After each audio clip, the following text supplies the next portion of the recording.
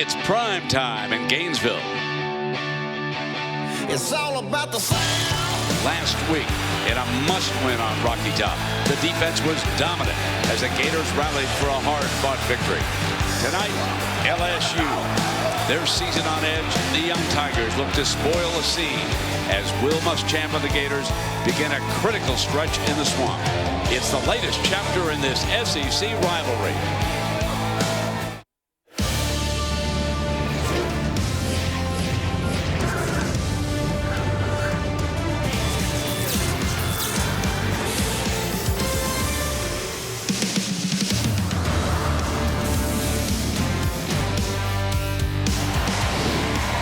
You are looking live at Ben Hill Griffin Stadium in Gainesville, Florida. LSU faces Florida in the swamp.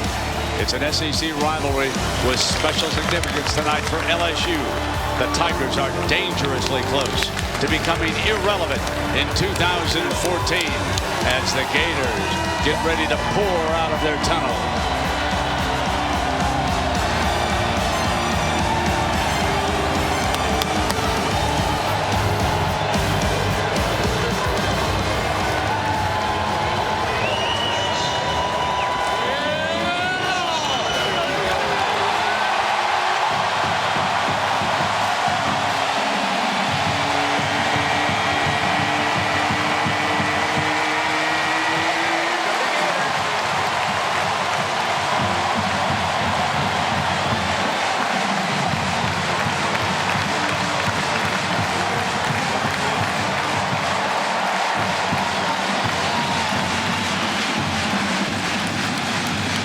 Good evening, everybody, and welcome with Jesse Palmer. I'm Brent Musburger. When Jesse and I cleared Tennessee last week, Florida was prepared to name their talented freshman Treon Harris as their new starting quarterback. Then early Monday afternoon came stunning news that he had been suspended indefinitely because a female student at Florida had accused him of sexual assault hours after the Tennessee win. The headlines raged here for a week.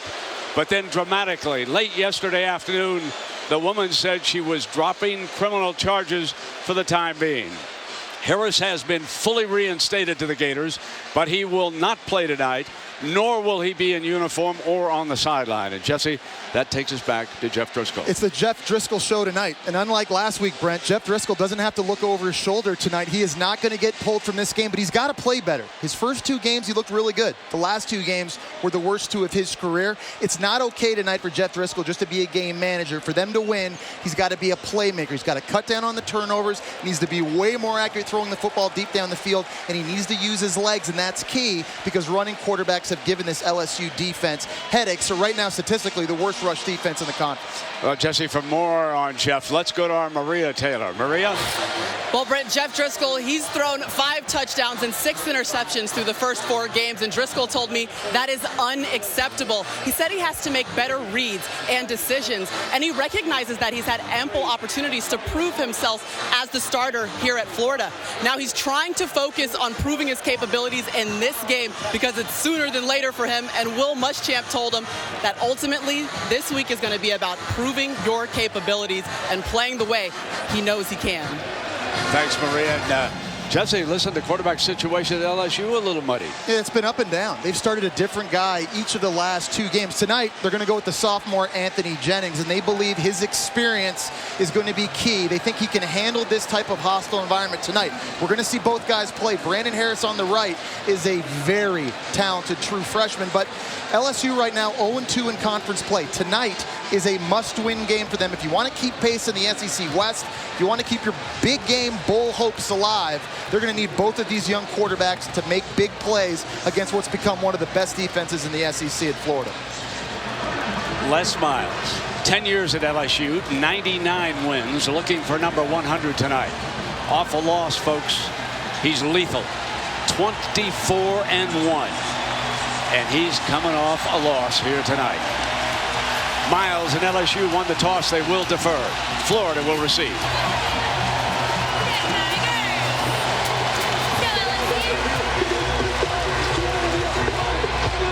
Will Muschamp on the Gator sideline.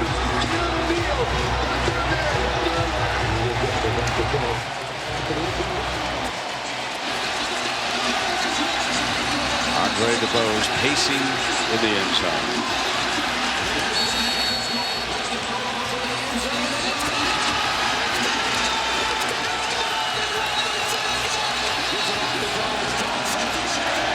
There's a different energy in the stadium tonight, Brent. I mean, we were here even a few weeks ago against Kentucky. With Missouri going down today, Gators fans understand how big of a game tonight is.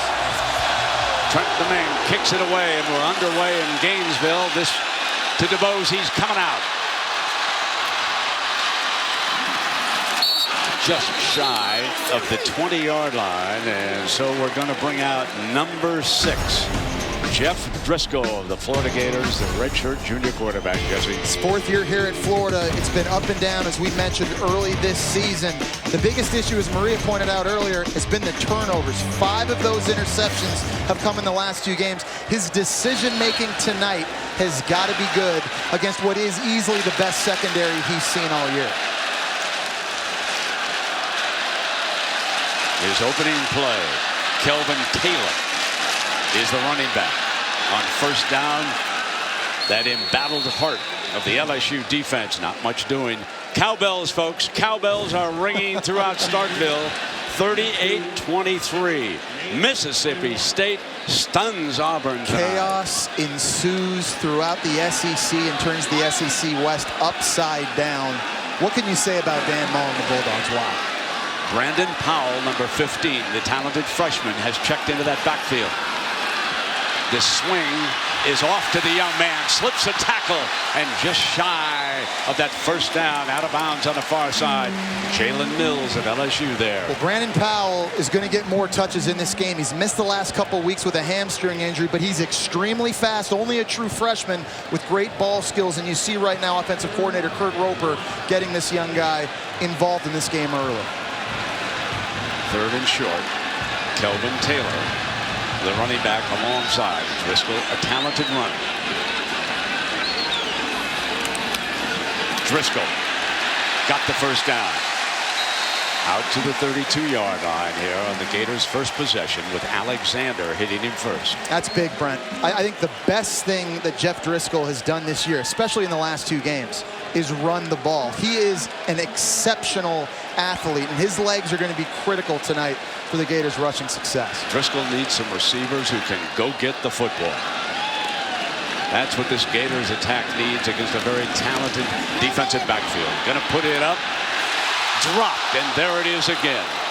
Dropped by Dunbar, and Jesse, that has plagued the Gator receivers all season. These wide receivers have to step up, Brent. It's not all just on Jeff Driscoll. This is now the 19th drop on the year for the Florida Gators offense, and that is an easy catch for Demarcus Robinson, who is the most explosive playmaker and their best wide receiver. Remember, he had drops early last week against Tennessee. Sorry, Quentin Dunbar on that drop. They got to do a better job as a group. 2nd down and 10 for Driscoll. Motions out, empty backfield, and he's going to keep it again. Shy of the first down, but it's 3rd and manageable, and that was Jamal Adams, freshman from Texas, making the stop for that secondary. It's important for the rhythm of this Gator offense to have success on these early downs, and these quarterback runs, swing passes have gotten them in manageable situations for Jeff Driscoll.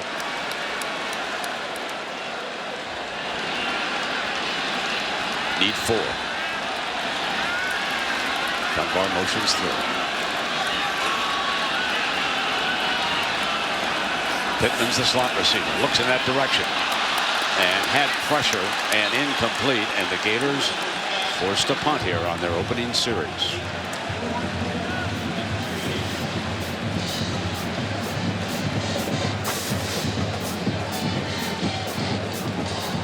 Tre'Davious White goes back deep for LSU, number 16. Kyle Christie, a very talented punter, standing at the Gators 24. Christie drives it deep. White going to let it go. Will it go to the end zone? And it does, coming out on the 20. So here is Anthony Jennings leading the LSU offense out. As Jesse told you, he's a sophomore. Yeah, he's only a sophomore, but he's easily their most experienced quarterback. He's played in a lot of big games, and he's a true dual threat weapon. He can hurt you with his arm. He can hurt you with his legs. This is a very, very athletic Florida defense that he's facing today, so it's going to be big that he's able to use both of those assets tonight. Leonard Fournette, the talented freshman, in the backfield.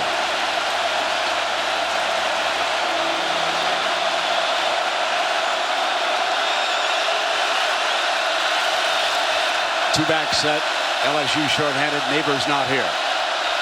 Fournette on the toss to the middle of this very talented Gator defense, picking up only 2, and Davis makes the stop. Well, we talked about the inconsistency at quarterback, so you expect LSU to come out and try and tote the rock. That last play, a toss power, that's their bread and butter. And this Florida front seven has been so difficult to run on this year. They are very, very physical. You see that Ethan Posick has started at right guard in that offensive line.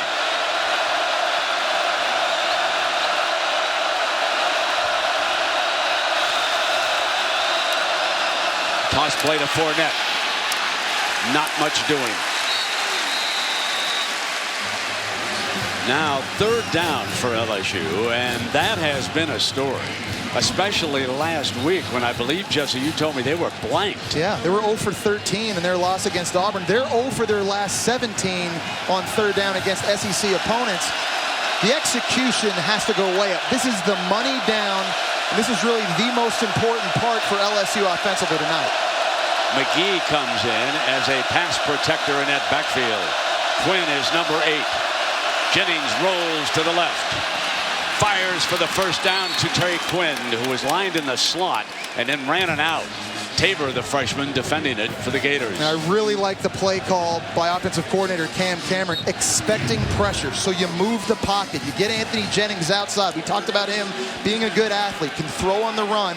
And there's another young player, true freshman, making the catch for a big, their first 3rd down conversion now in their last 18 tries when they played SEC opponents. Wow.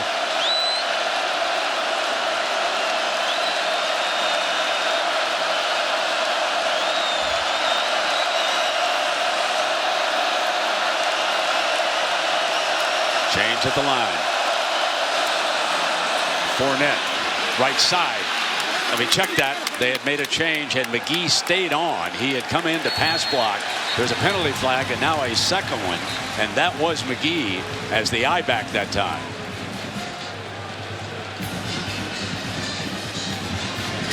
Some extracurricular activity late in that play. Watching it live, Dante Fowler Jr., you see him there on your screen. He kind of got thrown to the ground. It appeared after that play was over. It might have been the tight end Dylan Gordon that was engaged with him as both Will Muschamp and Les Miles look on. Matt Austin, our referee. Following the play, dead ball, personal foul, 85 in the offense. The 15-yard penalty, 2nd down. Dylan Gordon, the junior, guilty here. Yeah, Brent, if you go back and take a look at this, you're going to have to just watch the left side of the screen. It was extracurricular after the play was over. Look over here, coming into your screen from the left. You're going to see number 6, Blue, get knocked down. That's Dylan Gordon, the tight end, that hits him there. And you're going to see the flag fall in right after that. Got to play smart. On the road, hostile environment. After a big gain on an early running down, it's not very smart football. 2nd in a bunch.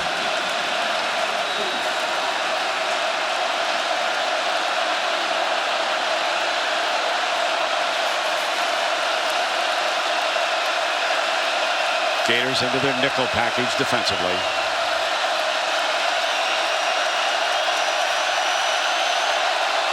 Time running down inside of 5 seconds for Jennings and the Tigers. They didn't see it coming. Confusion in the backfield. There was illegal movement probably by Jennings as the ball was fumbled. Let the officials sort this out.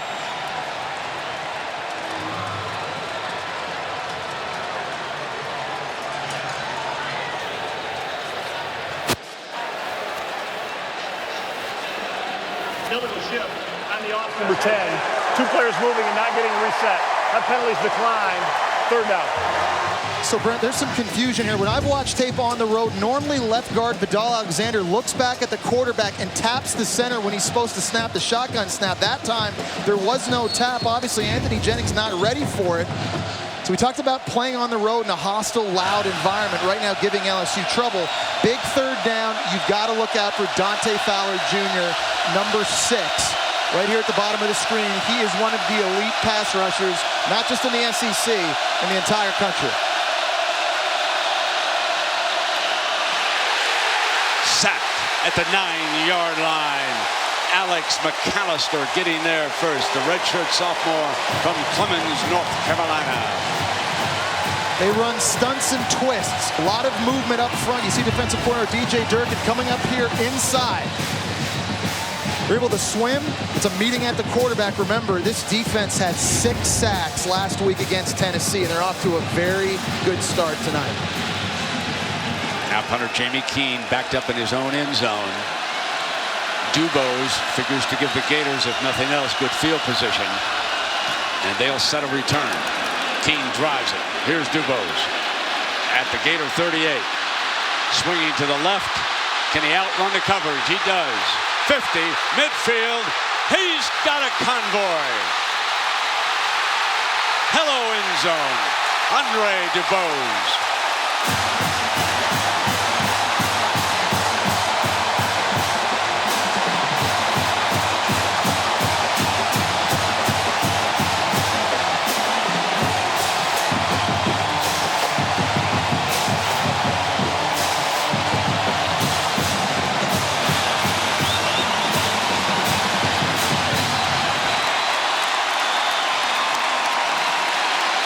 Believe it or not, according to my stats, and we'll check it, his touchdown runs had been on kickoffs.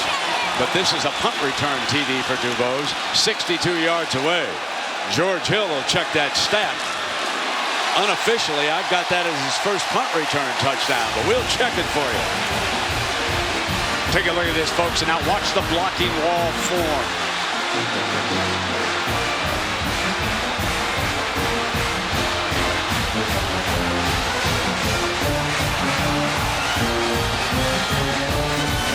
Speed kills.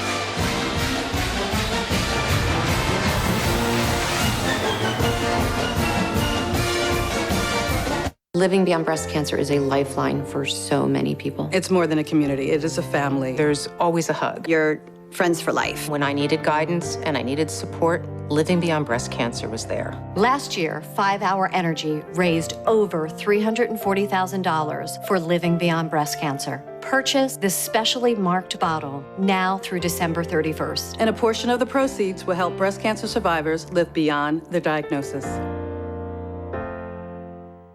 Game day brings out the best in all of us.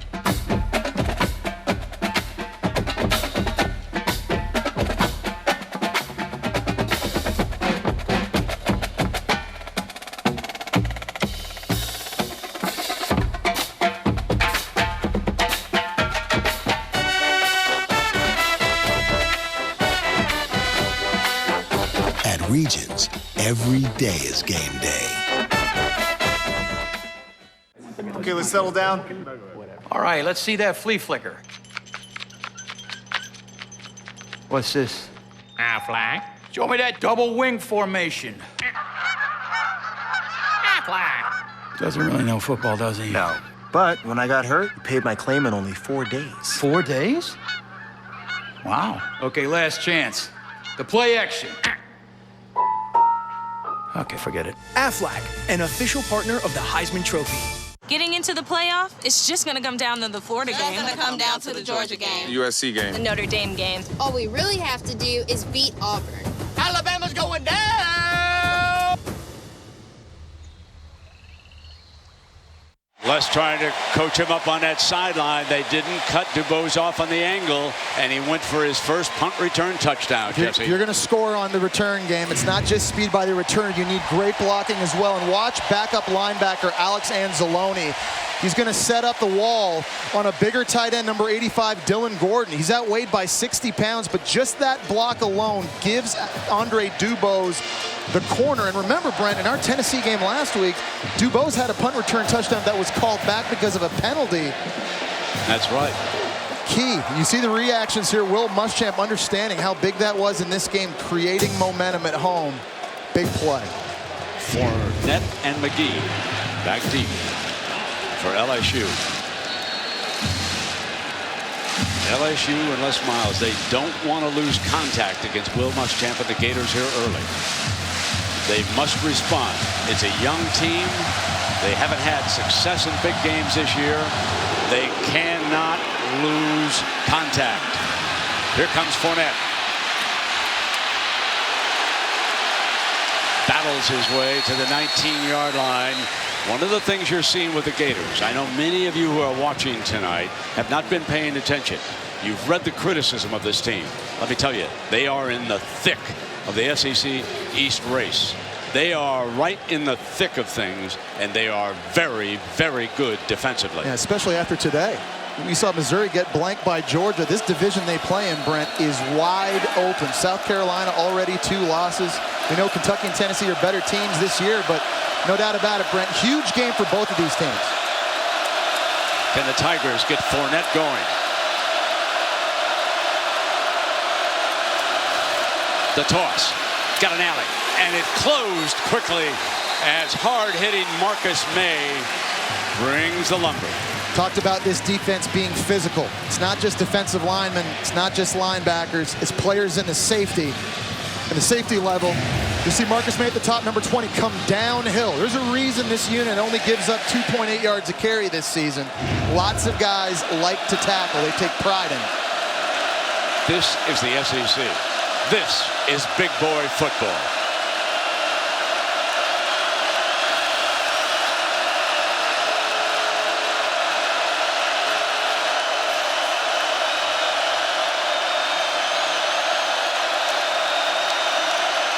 Again, confusion.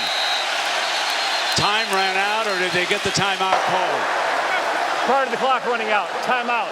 They LSU, did get it out. their first timeout of the half. Their first timeout. There's trouble for LSU. It's the swamp factor.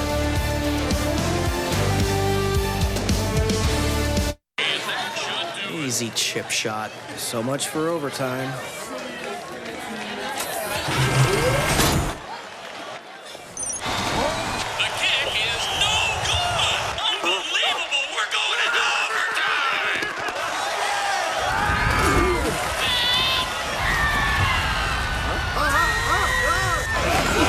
Best overtime ever. Buffalo Wild Wings. Wings, beer, sports. Twins Cliff and Chris Paul made it their pursuit to pass selflessness on to the next generation. I got it. On the court, little Chris's signature alley-oop-de-doop drew the attention of local scouts. While off the court, little Cliff assisted neighborhood children from his own State Farm branch. The Pauls knew a little assist goes a long way, no matter who it comes from. 1, 2, 3.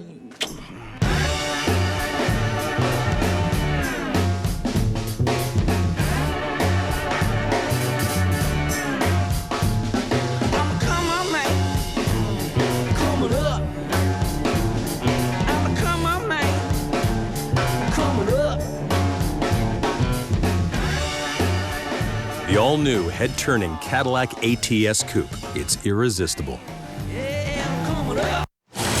You're watching Dr. Pepper Road to the Championship. We welcome you back to Gainesville, Florida. Georgia shuts out Missouri. They stand at 3-1. The Gators can move into a tie with a win. Kentucky's red hot.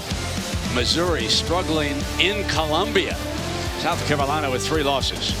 Tennessee and Vanderbilt looking up at our leaders. Well, Jesse, they're having great deal of problems here with communication. Yeah, you talked about this being a young team and a lot of that youth on offense at the skill positions, but communication, quarterback, center. We've had a really bad penalty by the tight end, Dylan Gordon. It's important for this young team. They're going to win tonight. They got to stay out of their own way. They got to do a better job at handling the environment. You know one way to do that? Move the football on offense, have some success, get some confidence. Comes to the slot.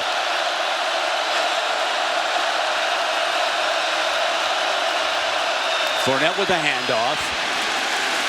Jesse, the holes are just really closing. Yeah, I mean, these blue jerseys are flying around. They're getting penetration. Linebackers and defensive backs playing downhill. Now, the good news for LSU, you've got a manageable situation. On the last third down, it was a free-for-all in the backfield. We talked about this improved pass rush for the Florida Gators. As you see LSU on third down this year, where they've struggled, they got to protect Anthony Jennings and give him an opportunity. Terrence McGee in on third down. Fowler standing up at the right side of the defensive line. Here comes number 6 trying to whip the tackle. Cannot. Quick throw dropped. Punting again. Brian Poole defensively for the Gators. This Gators secondary is challenging LSU outside at the wide receiver position. Bump and run, man-to-man, great coverage by Poole. Getting the football back again. Now, the last time we saw the situation, Dubose took one to the house. LSU must do a much better job with their coverage.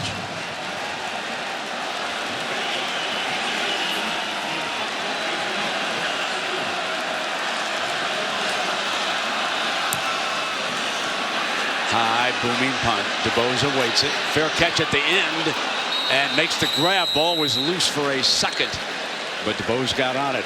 Came up with the fair catch signal a little bit late, but his 62-yard punt return put the Gators ahead of LSU. Timeout.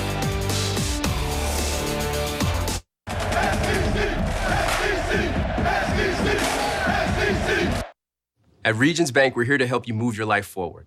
But managing money correctly can be tough, especially for college students. That's why we sometimes bring in some extra help. Young lady, you are way too smart to hit that order button. $750 on a dress that'll be out of style by next week?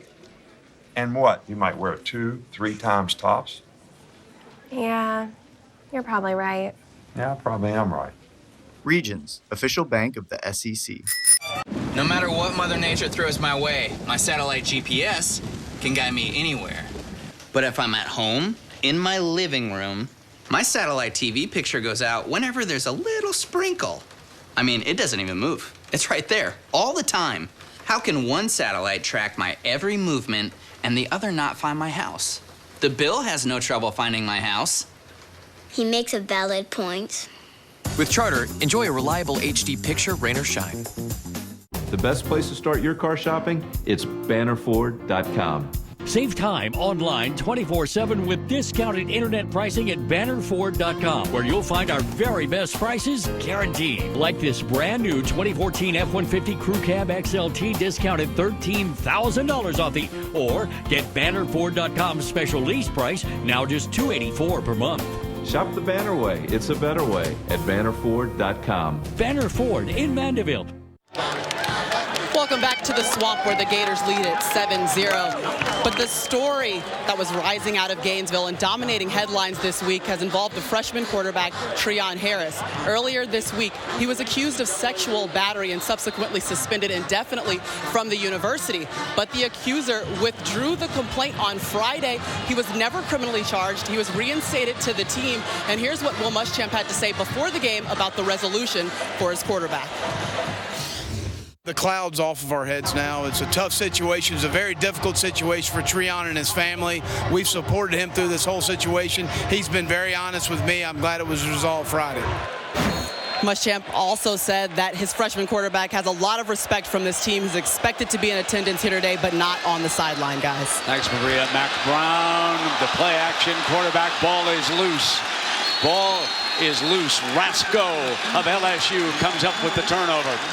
This LSU defense has done a phenomenal job creating turnovers this year, and what an answer. And it's Quan Alexander, number 4, that's been making plays all season long for the Tigers on defense that forced the fumble. Yet another turnover for Jeff Driscoll in this offense. Watch him read Jeff Driscoll, get outside, meet him at the point of attack, force the fumble. There's Roscoe to scoop it up. That was a play LSU needed to regain momentum here on the road. So a great opportunity for Jennings and the LSU attack, starting from the Gators' 28-yard line. Fournette on first down, got a crease. And he barrels to the 12. Poole perhaps saved a touchdown. I think Leonard Fournette is a sleeping giant that's ready to wake up. We know he's the #1 player out of high school a year ago, but he's running a lot different now at the midway point than he was earlier this season. More decisive. He's running with more conviction. He's making guys miss, running guys over. This is a game I believe he could have his breakout night.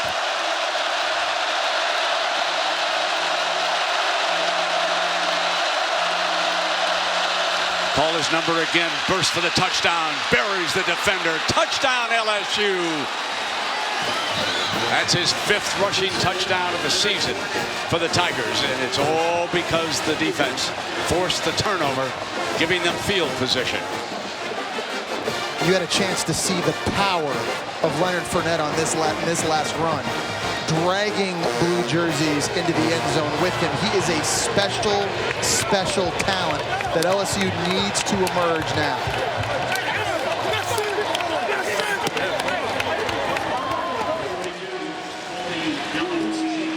All created off of that turnover and the forced fumble by Quan Alexander for LSU as well. Colby Della Pucci. This for the tie. Brand new game.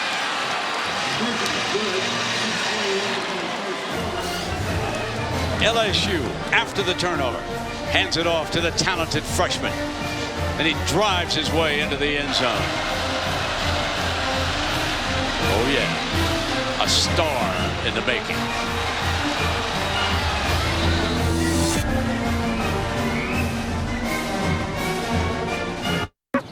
I'll get him on. You want me to?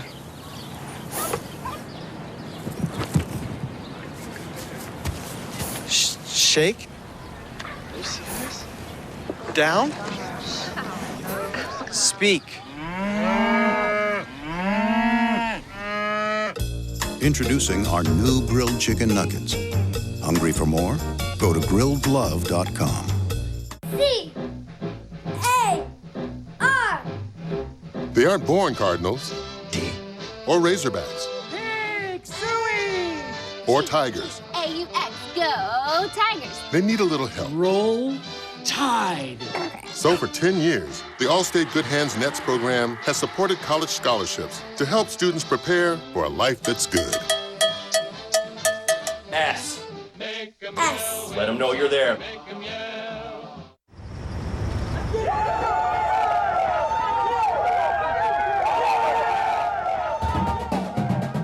The new College Football Hall of Fame and Chick-fil-A fan experience puts you closer to the game than ever before. Featuring over 30,000 square feet of interactive exhibits that make it feel like game day every day.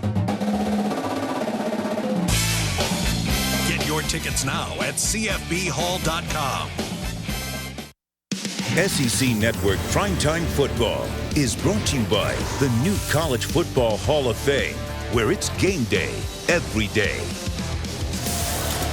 We welcome you back, and Jesse Palmer, I'll tell you, Fournette gave us a show with that run. No doubt. This is a physical offensive line from LSU, and it all starts up front. Elliott Porter at center does a great job getting a seal block on the nose guard right here, but the key block is Vidal Alexander at guard, climbing into the second level, getting a block on Antonio Morrison. There is a huge hole for Leonard Fournette to run to. This is what you call a business decision as a safety trying to tackle a 230-pound running back. I guarantee Marcus Mate thinks twice about going high on the talented true freshman next time they meet.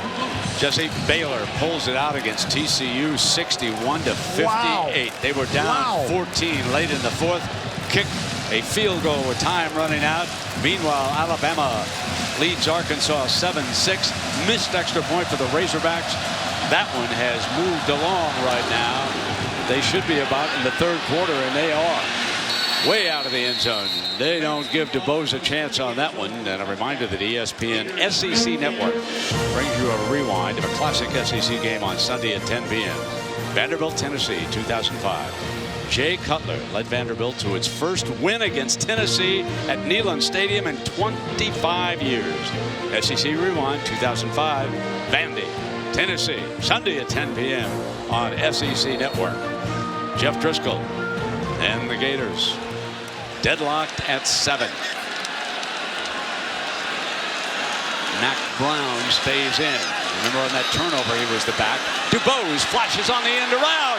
Here comes the speed again. To the 40-yard line. Andre DuBose is the fastest player on this Florida Gator team. Earlier in the year, they had made a plan on offense to try to get him between 8 and 10 touches. You kind of see him disappear from the playbook the last few weeks, but early in this game now, getting the jet sweep, get him outside. Speed kills. I heard you say it earlier, Brent. It's true every time number 4 has the ball. 34 yards, Jesse, on that end around. Now Brown, not much doing over there on that side as Quan Alexander makes the hit for LSU. Now, a player we haven't seen yet, Brent, Matt Jones at running back for Florida, who very quietly had been one of the best running backs in the SEC. Not getting the start tonight. He's a bit banged up. Had to get his knee drained earlier this week, so that's led to more carries early for Kelvin Taylor and Mac Brown. It's a big loss for this Gator offense so far, not having him in. Second and 10, they want to throw the swing out here to Mac Brown. Good receiver.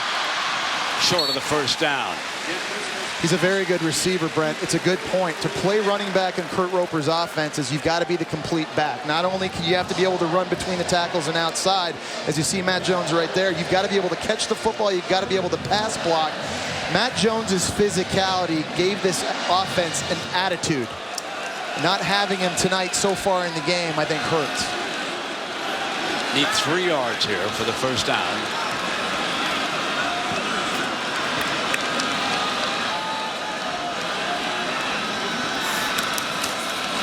Driscoll again, short. Slammed by Rasco. Remember, it was Rasco who picked off that loose ball and gave LSU a scoring opportunity. And now he slams the door shut on third down for the Tigers. And I think Florida's going to go right now. The offense on the field. You're kind of in that no man's land right now, just outside the 30-yard line. 4th and short. Wouldn't be surprised again if you see another quarterback run.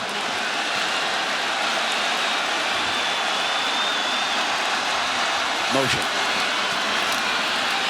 First down as he breaks free. Good call, Jesse. Driscoll kept it himself. You ask yourself, what's the magic number of carries Jeff Driscoll should have, considering the lack of depth in this game tonight? Of course, we talked about Treon Harris not being available. The truth is, he needs to carry the ball as often as they need him to win this game. Must-win game for the Gators. Offensive coordinator Kurt Roper told us the number week in, week out keeps going up with respect to his carry amount.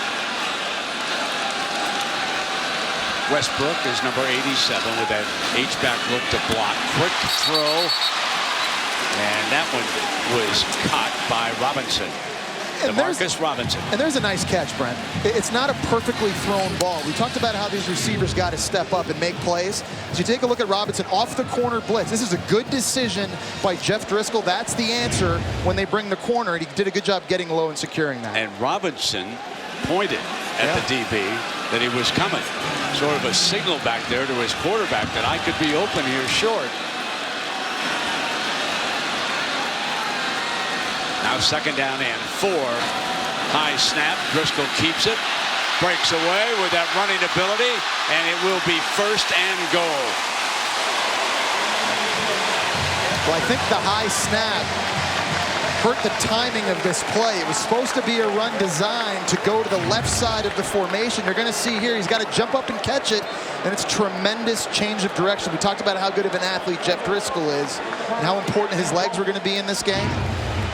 It's already his 6th run on the night. This drive started back on the Gators' 25-yard line. 7 plays, 66 yards. Play act, fake.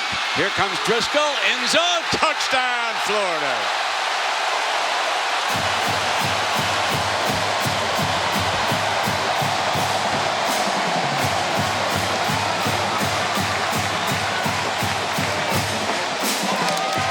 Given a chance to retain the job as the starting quarterback for the Gators, Jeff Driscoll made the most of it on that drive.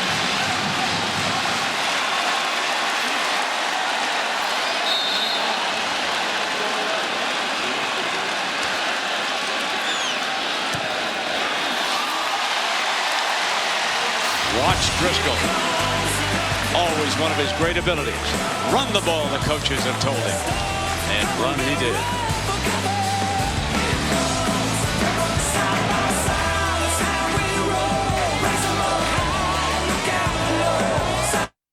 At Regions Bank, we're here to help you move your life forward. But managing money correctly can be tough, especially for college students. That's why we sometimes bring in some extra help. Young lady, you are way too smart to hit that order button. $750 on a dress that'll be out of style by next week? And what? You might wear it 2, 3 times tops? Yeah, you're probably right. Yeah, I probably am right. Regions, official bank of the SEC. Wednesday night, volleyball takes over the SEC network. Follow your favorite teams as they light up the courts in a battle for net supremacy. It's all out, hard-fought action to finish on top in the SEC. This week, the Razorbacks charge into College Station, where the Aggies fight for another home win. Arkansas, Texas A&M, Wednesday at 7, only on the SEC network. 14-7. 21 points put up in the first quarter. I heard one of the experts today said we might get a baseball score.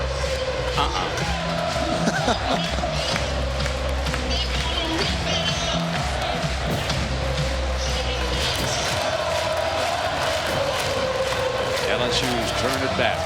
There's Fournette, scored their touchdown, number 7 back there, along with McGee.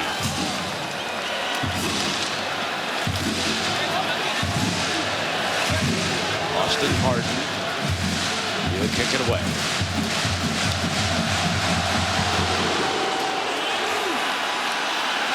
This is Fournette from the 1.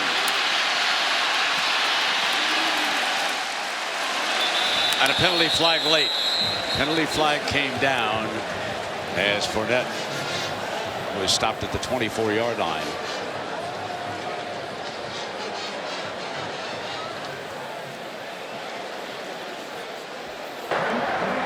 During the return, holding number 31 to the receiving team. 10-yard penalty, first down.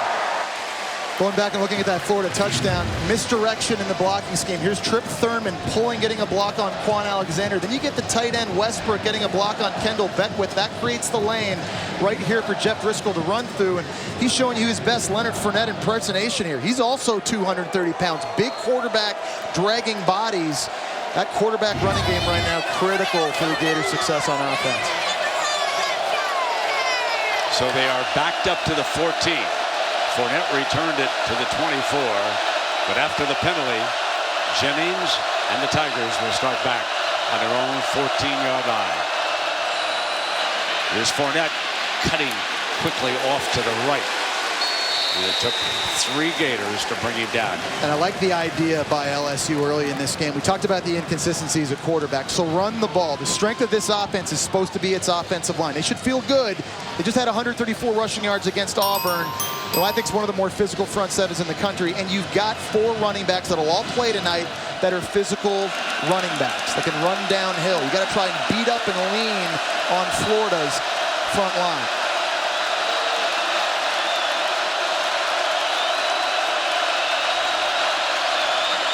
Fournette jumped. 3rd down coming up after Dante Fowler able to bring down a freshman. You know, when you look at the statistics for LSU, 28 offensive touchdowns, including the one we had here. 22 of the 28 have been scored by either freshmen or sophomores for Les Miles. So this is a very, very young LSU team. And Darrell Williams, another of the freshmen, checks into that backfield. He's number 34.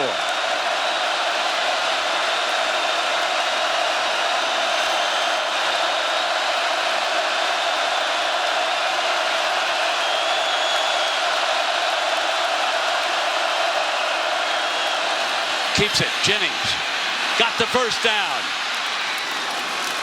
The quarterback runs it out to the 34-yard line before Hargraves brings him down to the Gators. So, Brent, I told you about the shotgun mechanics that LSU likes to use on the road. You saw an example of it right here. Look at Vidal Alexander at left guard. He's the one, it's not the center.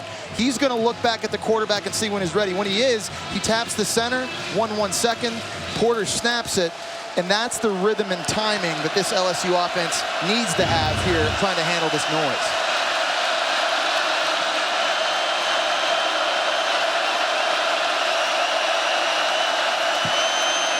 Play fake to Williams. Jennings.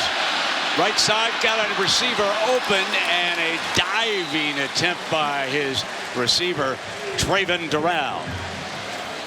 LSU will run the ball in this game, but I like the idea, play action on first down and try and take your shots. Florida defensively early has challenged wide receivers outside. They've had a lot of blue jerseys close to the line of scrimmage. There's going to be opportunities for big plays to be made. Elliott Porter brings the offensive line up to the 34-yard line for 2nd and 10. Play being signaled in from the sideline. Cam Cameron calling plays upstairs. Williams picks up a couple. Brian Cox Jr. brings him down. A familiar name to football fans. His daddy a good one for a decade in the National Football League. And he's a guy that really stepped up last week with 3 sacks against Tennessee. A lot of offensive lines like to slide their protection towards number 6. He's the best pass rusher for the Florida Gators, so other people have to step up and win their one-on-one matchups. So we've come to the end of the first. And if you want excitement, you come to the SEC Network.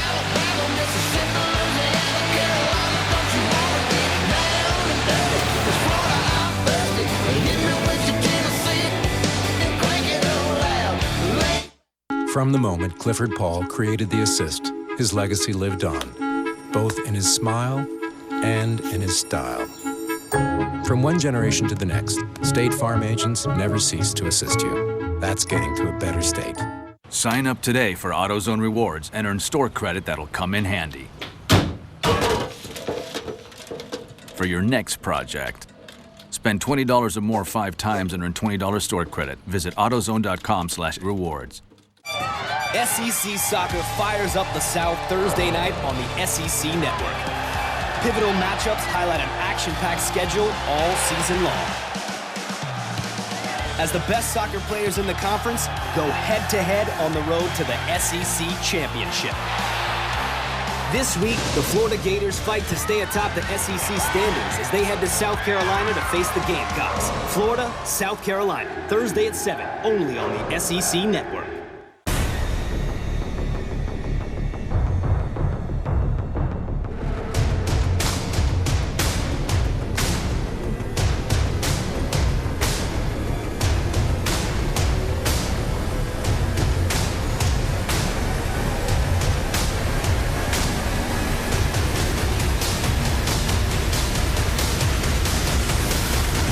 Monday Night Football, 49ers, Rams, 8:15 on ESPN.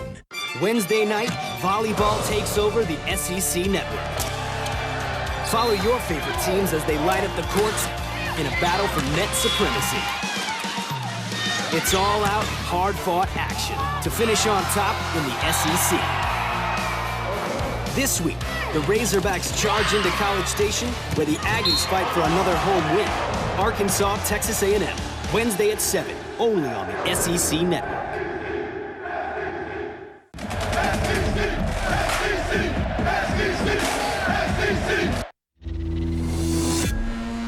You got to hit it, you play B to fallback. He went out and spotted right there, screen, and then he also wheeled on it. So you got to know right now, pre-snap, anytime on 4th and 1st crosses the back, someone said to me, look outside. That back goes, both of us should be right there on it. First thing this guy's gonna do, he feels pressure. Don't leave him. Don't drop out with the back stepping to you. With him climbing up, go power foot him right there, put him in the hole. DJ Durkin, the defensive coordinator. Jesse, they bring a smile to your face. Intensity. That's something DJ Durkin brings this Gator defense. All defensive coaches are like that. You go into a quarterback room, it's conversational, it's diplomatic. Not quite like that on the other side of the ball. 3rd down coming up for Jennings and the Tigers. Williams, the running back. They need 6 yards.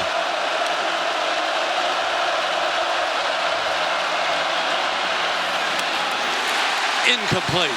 Forced to punt. Brian Poole with great coverage, number 24 for the Gators. That's the second time tonight. Brian Poole's been matched up, bump and run on 3rd down, and he's come up with a big stop. This secondary for the Gators lost 3 guys to the NFL a year ago, but they are still loaded with a lot of depth across the board as Anthony Jennings just shakes his head. Guess who's back again? Dubose already returned 1 punt for a touchdown. Standing inside the 20-yard line. Hard to believe with his great speed that was his first career punt return. And what a beautiful punt this is. And the whistles are sounded on it.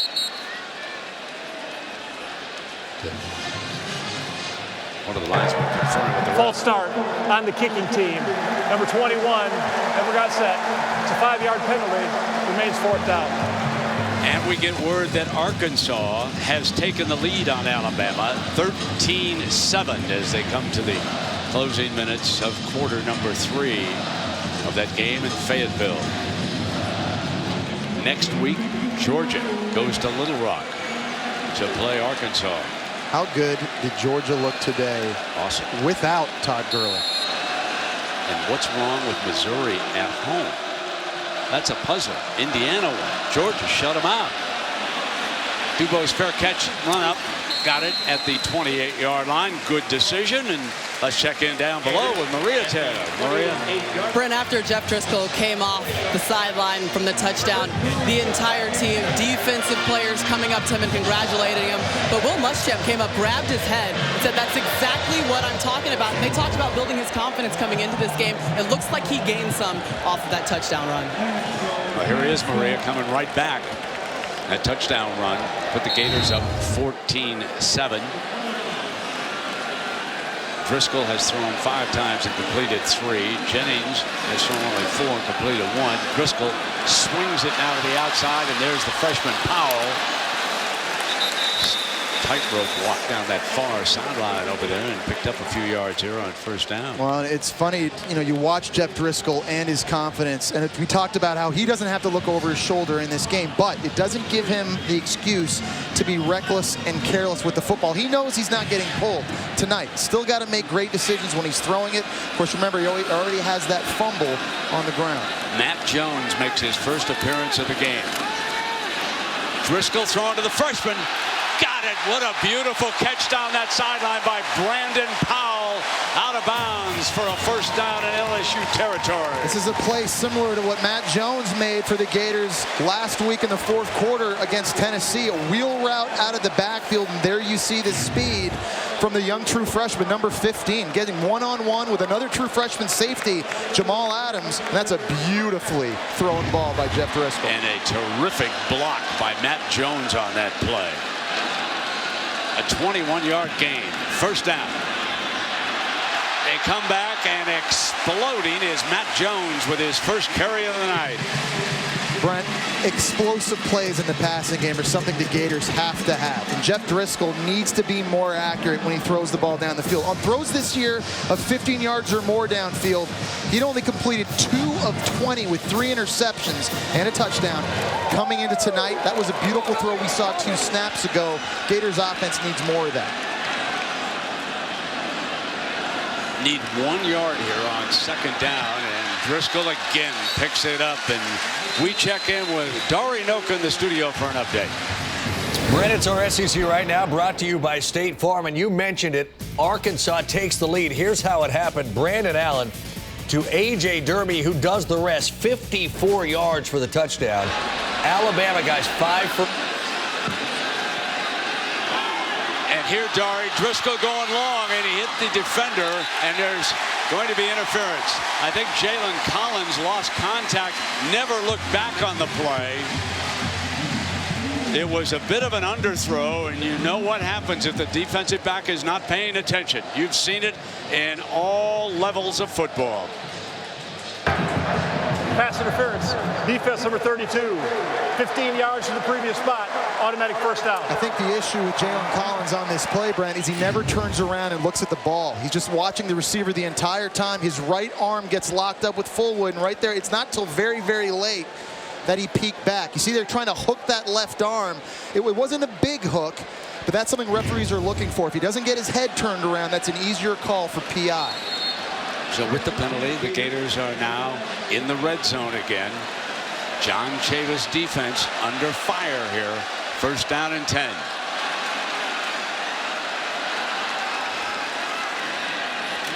Bring pressure on Driscoll and jam the holes that time. I like the aggressive play calling by Kurt Roper here. We talked about how they need more explosive plays in the pass game. They thought last week against Tennessee they were playing, quote-unquote, in a box. Too many short throws. Well, tonight, we're already seeing Will Muschamp. He's comfortable with these guys throwing the ball deep down the field and playmakers an opportunity to make plays. They've made 2 big ones so far already in this game. One on a catch, one on a penalty. Let's see now if the LSU defense can counter.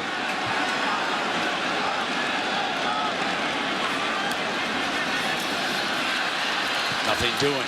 Good stop by that front. And Kendall Beckwith, who started tonight at the Mike linebacker spot, number 52, able to hold his ground, replacing DJ Welter as the starter. There's big number 52. Some of you fans back in Baton Rouge have been telling me you want this big fella out there. You got him. He's got a lot of talent. He's a converted defensive end and not a lot of experience. But right now, he's a guy with his physical abilities they need on this critical down and distance. Looks like man coverage across the board.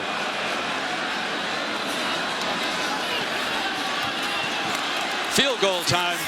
Terrific play defensively. John Chavis and the LSU defense stand up, and Ricky Jefferson, sophomore from St. Rose, Louisiana, makes the stop. Tremendous route recognition by LSU and Ricky Jefferson in a man-to-man situation, anticipating screen. Look at number 29 in the slot. He reads it the entire way, plays downhill, and makes a big stop. We talked about how talented Florida is in the secondary. I think this LSU secondary, they might be the best in the conference. Francisco Velez, and it curls in. 34-yard field goal, 17-7. But LSU's defense held their line that time and did not give up a touchdown. Still down by 10. Needs some offense. I'm your tailgate grill. Your buddy was in such a rush to get into the game, he didn't quite put me out.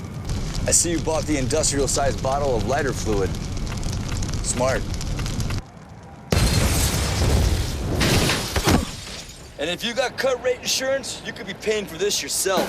So get an Allstate agent and be better protected from mayhem. Like me. Mayhem is everywhere. Are you in good hands? I got one question for you. Who could possibly have it better than us? No! Monday Night Football, 49ers, Rams, 8:15 on ESPN. It's good to check what you're being charged. These guys charged me extra for lettuce on a burger. Lettuce. Guess I should have been checking my satellite TV bill just as closely. They add on all kinds of charges I wasn't aware of, like a primary TV fee and an extra $10 a month just to get HD. Really?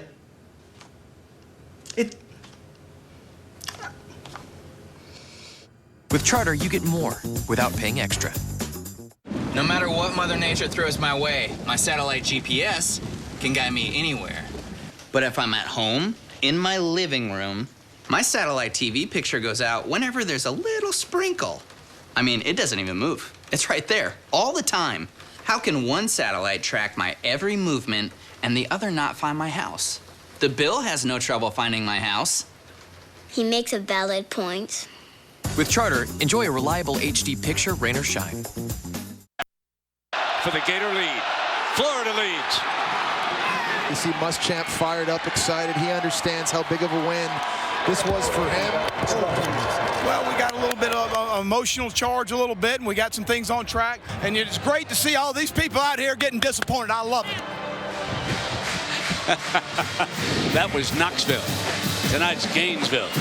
Stick around for the post-game comments from either of these fellas with Maria when we finish.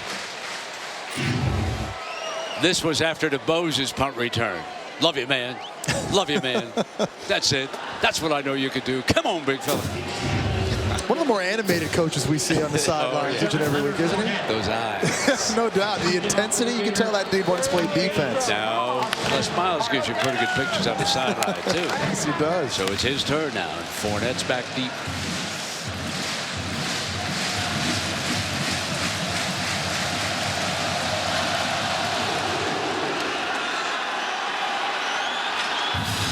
He's going to try it.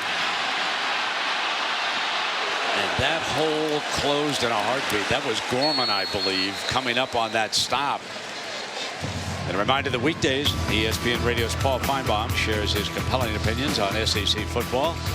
Then has interaction with his passionate callers. The Paul Feinbaum Show, weekdays 3 p.m. on the FCC Network. Jesse, I want to ask you a question about the LSU offense. Jennings has thrown only 4 passes, completed but 1 for 8 yards. When you're behind, you've got to put the ball up a little bit. You do, but LSU needs to be careful, Brent, because they need to stay comfortable. What I mean by that, in losses against Mississippi State and Auburn, they fell down early, got out of their comfort zone, had to throw it too often. This is an offense that wants to run the ball. They need to answer on this drive. Play action to Hilliard. Jennings throws in underneath to his fullback, Melvin Jones. Well, Jesse, you mentioned it, and when you take a look at how poorly they've started, there they are. Yeah, they're not an offense that's built right now to have a ton of success throwing it all over the yard. Last year's offense with Zach Mettenberger and Odell Beckham and Jarvis Landry, absolutely. They could pitch it all over the place. But these are young, talented guys, but right now they're not quite there yet. Their bread and butter is running the ball and wearing you out. 2nd down and 5. Here's Hilliard's first carry. Jammed at the point of attack and brings up a 3rd down as Brian Cox Jr. makes the stop. So these last situations on 3rd and short, Florida across the board has gone man-to-man, and they've won their one-on-one matchups. Somebody now, and you just talked about it, Brent, for LSU outside wide needs to win a route, beat their coverage, and make a play. Make a play for Anthony Jennings. They only have 13 yards in the passing game so far. We talked about their struggles on 3rd down coming in tonight. Somebody outside needs to win. Dupree and Doral are too talented. They haven't touched the ball. Quinn with the only reception.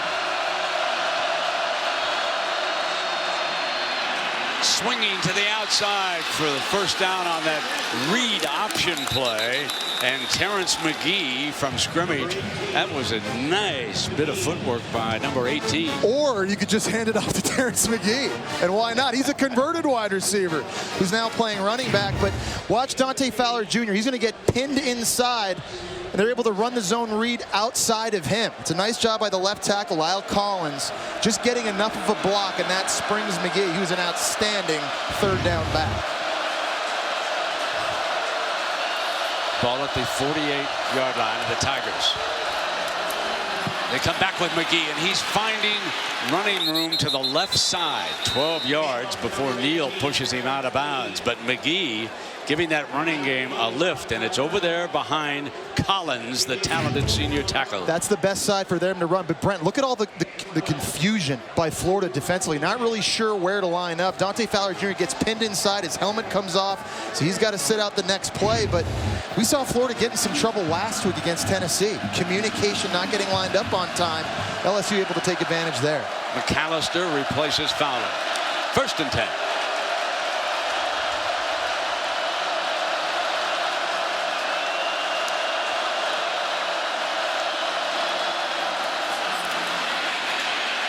Jennings kept it. McAllister, who just came in to replace Fowler, who had his helmet off for that play, stays right with the quarterback. And I think that's one that Anthony Jennings should have handed off. If he's reading McAllister off the edge, he never committed. So look at the bottom of the screen, 14 stays home. And when that happens on zone reads, you're supposed to hand that ball off to the running back. McAllister's 6'6". He's got those long arms. He's hard to get around if you're a running quarterback, for any running quarterback. Dylan Gordon coming in from the sideline.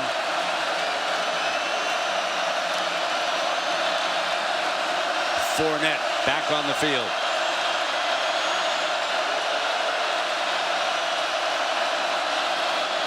Fournette steps off to the left, and he's in a foot race. Down to the 21-yard line. Hargraves saves the touchdown. He's waking up. I talked about it earlier. As you see, Vernon Hargraves down. That is big for the Gators. He's the best cornerback in the SEC. But this number 7 for LSU, you can just see he's different than he was when we saw them week 2 against Sam Houston State. He just, the vision, the ability to cut back, all of the physical abilities. This play is designed to go to the right side. He gets a pit blocked right there. And just tremendous vision getting outside, then running away from Keanu Neal, almost breaking that tackle. It was Vernon Hargraves that brought him down, and he's the Gator right now down on the ground. Fournette, 8 carries, 44 yards, and a touchdown. Oof. Wow, you know what, Brent? He went low, and it looked like he hit his head against the leg of Leonard Fournette. You know, it's hard when you're a defensive back. We talked about business decisions when you tackle big running backs like that. You see it happen with Todd Gurley all the time. Vernon Hargraves just found out the hard way right there again. I mean, this Leonard Fournette, for years to come now at LSU, is not a guy that defenders are going to want to tackle. Especially defensive backs. Oh, man. Linebackers might take a whack at him. They'll try him. They might not like it too much either. Check this out again. See the head? Oh, just kind of gets, it runs into that right thigh area. No question. You know, and it's a scary, dangerous play. You know, you're holding your breath. You're worried about Vernon Hargraves right now, what that might mean for this defense. Freshman Jalen Tabor replaces him in the backfield. First down and 10 for LSU. It's Fournette again. Getting to that linebacker level here. This is an area of the field, Brent. Florida Gators have played a lot of their best football all year in the red zone. Coming into tonight, only 4 of 11 trips resulted in touchdowns. The 9th best statistic in the country. And we've already seen LSU punch it in earlier with Fournette because of that physicality. Generally, good running teams are good in this area of the field. Maria sends up word from down below that Hargraves is going back to the locker room. Obviously, they'll give him the test for a possible concussion, and we'll update that story later. Second down and 6 for Jennings. Jones, the lead fullback. Power I.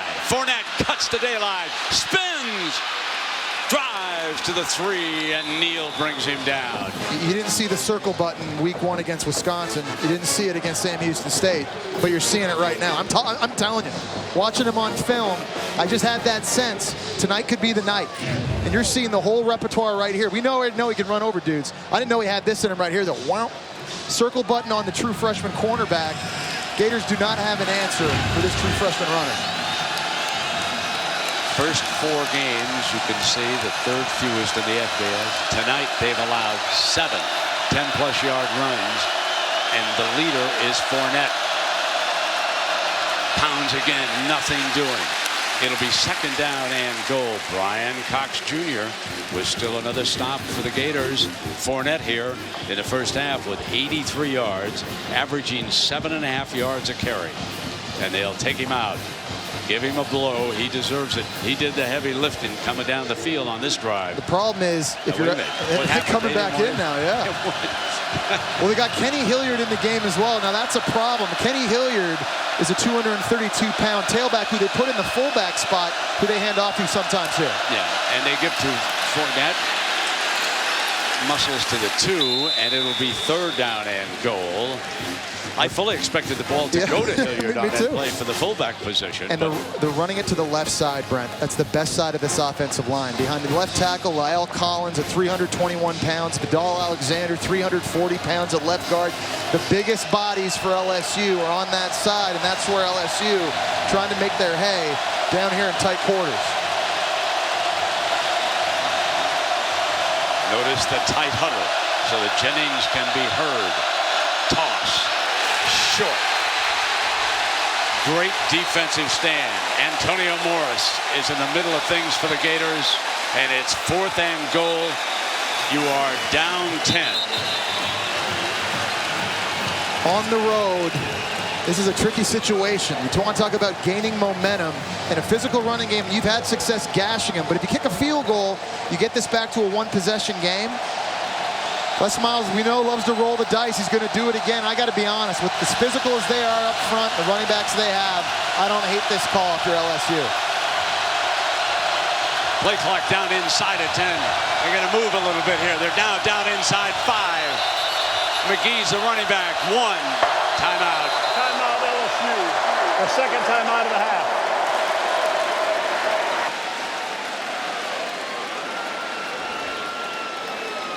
Jennings and the coaches will talk this over.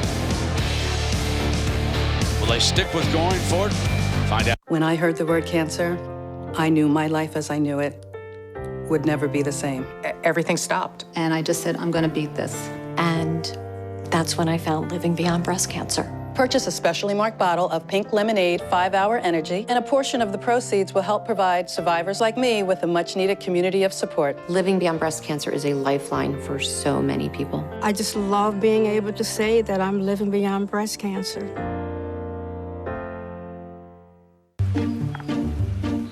Oh, hey, you got one of those insurance apps too? You know how this thing works? No, sorry. Yeah. Ben, please. Wow, you can talk to your app? That's pretty cool. Not an app, it's my agent. In this moment, No, I'm fine, thanks. it's good to know you have a trusted, independent auto owner's insurance agent who's there when you need them. Great. Man, I gotta get one of those. Auto Owners Insurance. The no problem people. Wednesday night, volleyball takes over the SEC network. Follow your favorite teams as they light up the courts in a battle for net supremacy. It's all out, hard-fought action to finish on top in the SEC. This week, the Razorbacks charge into College Station, where the Aggies fight for another home win. Arkansas, Texas A&M, Wednesday at 7, only on the SEC network. Jesse, let's get inside the headset, brought to you by AT&T. Les Miles' decision here. And it's a great decision to force feed number 7, The Rock. We're seeing a different true freshman runner so far in this game. In a game they need him. In a physical contest, running between the tackles, and not just running people over like that, making people miss. He's been a difference early in this game. It's just a different maturity level. He is not scared to have the ball in his hands in big games like this. And Les Miles, I like the decision to give him the rock. I'd like them to give it to him again right here. Jones and Hilliard will be the running backs, however.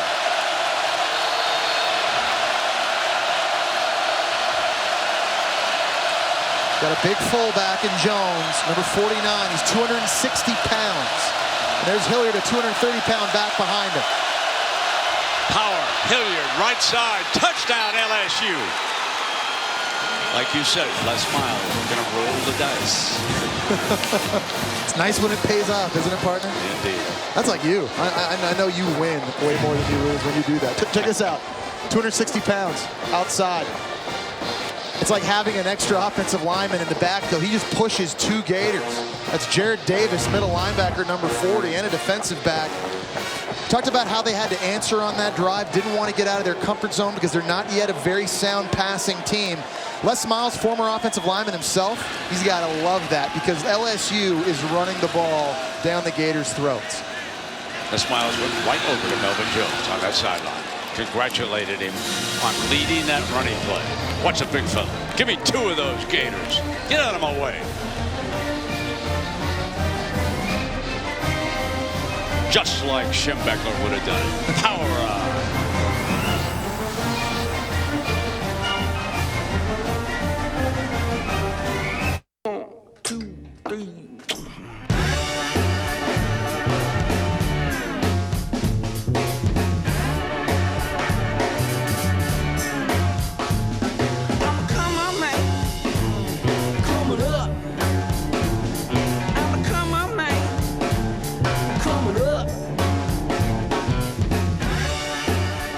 The all-new head-turning Cadillac ATS Coupe. It's irresistible. In this moment, it doesn't matter if you save money in 15 minutes. It doesn't matter if your neighbor has the same insurance that you do. What matters right now is the quality of your independent insurance agent. Glad you're okay, Sarah. We'll take care of everything. And the company that stands behind them. Thanks so much for your help. No problem. Auto Owners Insurance.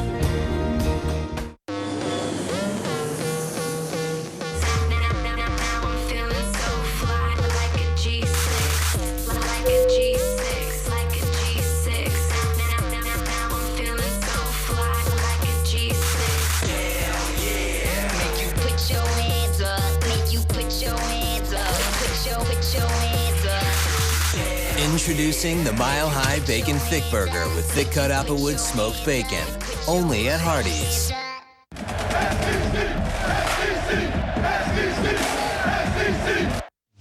SEC Network Primetime Football is brought to you by Auto Owners Insurance. Highest in customer satisfaction. Find your local agent at AutoOwners.com.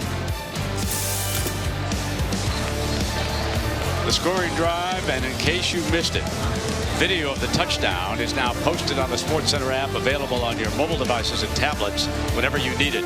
You can watch number 49, Melvin Jones, lead Hilliard, number 27, into the end zone. There they are side by side down there on the bench. Alabama has scored in the fourth quarter. They lead Arkansas 14-13. 12.5 minutes to go. Arkansas had an extra point blocked early in the game. That's the difference right now. Here, it is the Gators leading by 3, and DeBose is back deep.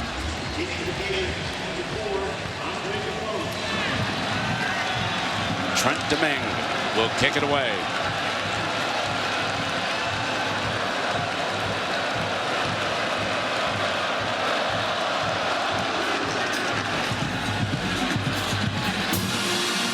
DuBose is going to come out from deep in the end zone.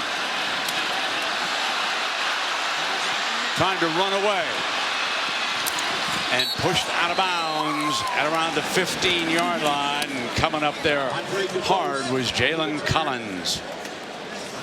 Well, celebrating his 9th year of sponsoring the Good Hands Field Goal Nets, Allstate makes contributions to participating universities' general scholarship funds for each field goal and extra point kicked. And since 2005, Allstate has contributed more than $3.4 million in scholarship funds. Jeff Driscoll and the Gators. Max Garcia, their senior center and ringleader of the offensive line. Kelvin Taylor getting another call at running back. Play action. Driscoll going for the home run, going deep. Incomplete.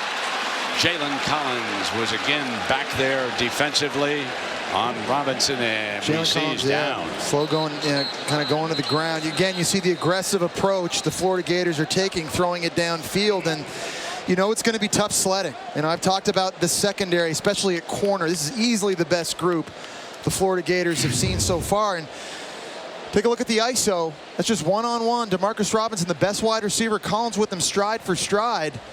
It kind of looked like he got tangled up with the safety Jamal Adams. Kind of landed a little bit awkwardly when he was going down to the ground. Already, Hargraves has gone to the locker room for the Gators. Now it is LSU with Jalen Collins on the ground. We'll take a timeout. At Regions Bank, we're here to help you move your life forward.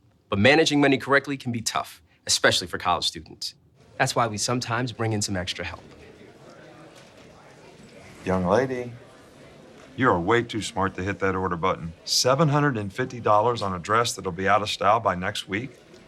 And what, you might wear it 2-3 times tops?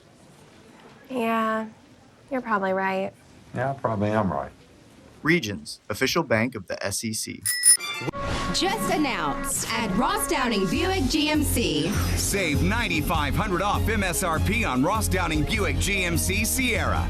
Buy Sierra with $9,500 off. RossDowningBuickGMC.com.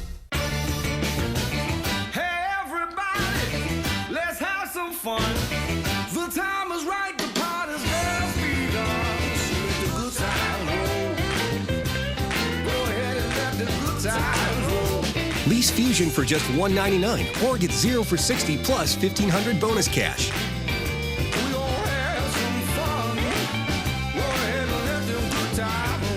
Only at your Southern Quality Ford dealer.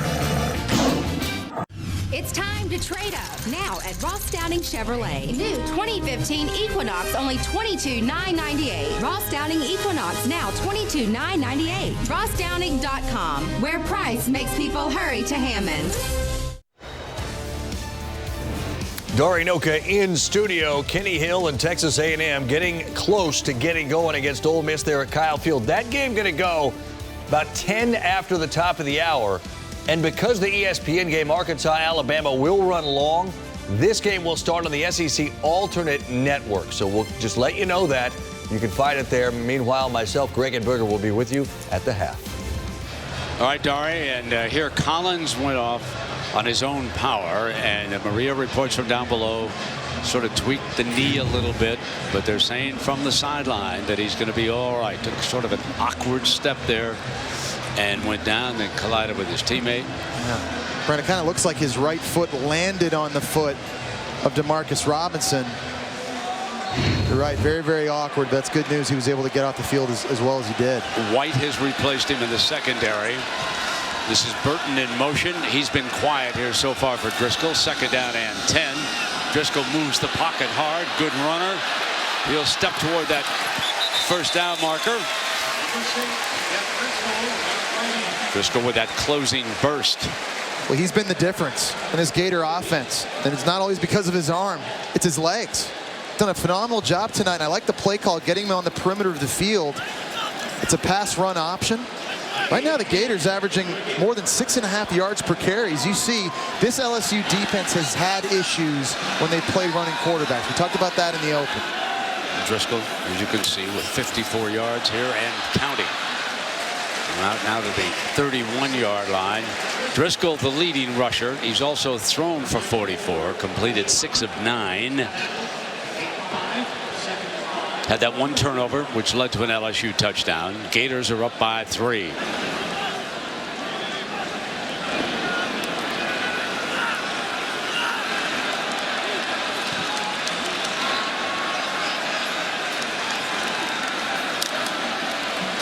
Second and 5, and that play was jumped by Hunter. Hunter's a good one from Katy, Texas, and he jumped that beautifully. He's a phenomenal athlete, Brent. As a defensive end, Daniil Hunter leads this team in tackles coming into tonight. Phenomenal, and only at 240 pounds. Very athletic, but he's so good against the run for a guy that's not that heavy. And he is a problem for opposing offensive lines. Matt Jones alongside Driscoll. Need 8 on this 3rd down. Offensive line gave him time. Goes downfield, got Robinson, and it's a battlefield football picked off. White, who came on the field to replace Collins with a sensational interception. And it's Driscoll's 2nd turnover of the night. You need to have a better throw if you're Jeff Driscoll. On that play, Demarcus Robinson gets a couple steps behind the cornerback, Tre'Davious White. It was a good decision. He had the one-on-one matchup where he needed it, but this football is not as well thrown as it needed to be. Surveying the field, it's not there. You got to give White credit, recovery, speed, and hands. And he had a really nice interception recently. We talked about these corners for LSU. You're not going to get a chance to get that far behind them very often, but when you do, you got to capitalize, and that was not a good throw by Jeff Driscoll. McGee, running back for LSU.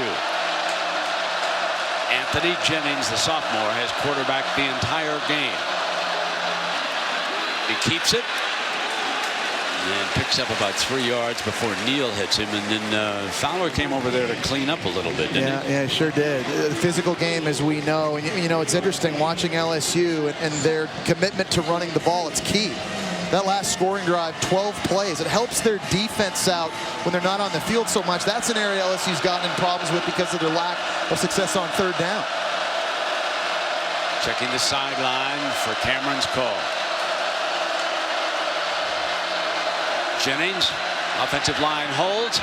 Deep ball, far sideline, incomplete, and he overthrew Malachi Dupree. We talked about Vernon Hargraves not out there right now for the Florida Gators, and that's a problem. Jalen Tabor's a very talented true freshman, but what scares you to death about this LSU offense, you have 2 receivers in Malachi Dupree and Traven Durrell that are legit home run threats any given snap. Interesting to see how that injury to the Gator defense affects them. Here's again another big 3rd down. This one a lot more predictable. We haven't seen LSU in a lot of 3rd and longs here in recent series. Darrell Williams. Travis Dixon lines up in that backfield with him. Fumble. Jennings picks it up. That might be grounding, folks, right there. That might be intentional grounding. There didn't seem to be a receiver right there. As he was going down, he should have ate it. This play was doomed from the start. They had issues with the center quarterback exchange. Then Anthony Jennings runs into his own lineman. There's no foul for intentional grounding. Number 41 was in the area. All right. I didn't see it, but obviously Jennings was right. Yeah. He had Travis Dixon, who was lined up in the backfield, so check it out. Here's Dixon right over here at 41. He's helping on protection. And when I watched this live, that's where I thought he was going to. Now in that replay, Dixon's way out of the screen. Excuse me? I still don't see it. You don't see him there. Fans certainly wanted that penalty thrown. Here comes DuBose again.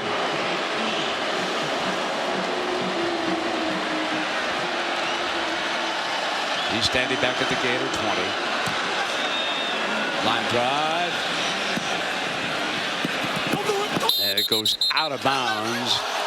And there's a penalty flag. Was that DuBose over there on the cover man? Yeah, it's on Jamal Adams. Composure. Tight game like this, field position as important as it is late in the half. You see Les Miles looking at his guys. You got to play smart. He understands how important penalties are. Important in every game, but especially in one of these types of games.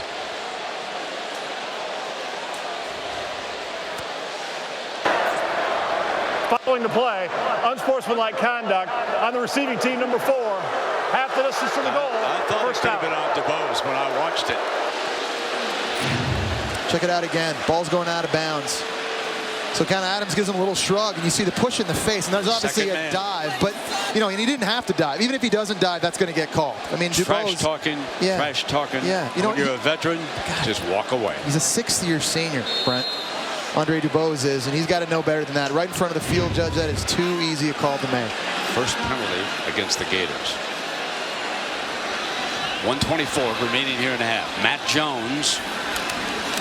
They can ill afford a turnover. Jones steps out, and he is thrown for a loss back there by Deion Jones, the junior linebacker from Jesuit High School in New Orleans. Talked about this front seven. You know, they've had issues, obviously, stopping the run with running quarterbacks, and they've got a lot of ability. There's no doubt about that. But you see number 57, Devin Godshaw. They got a true freshman starting at defensive tackle. Quentin Thomas out with a right bicep injury.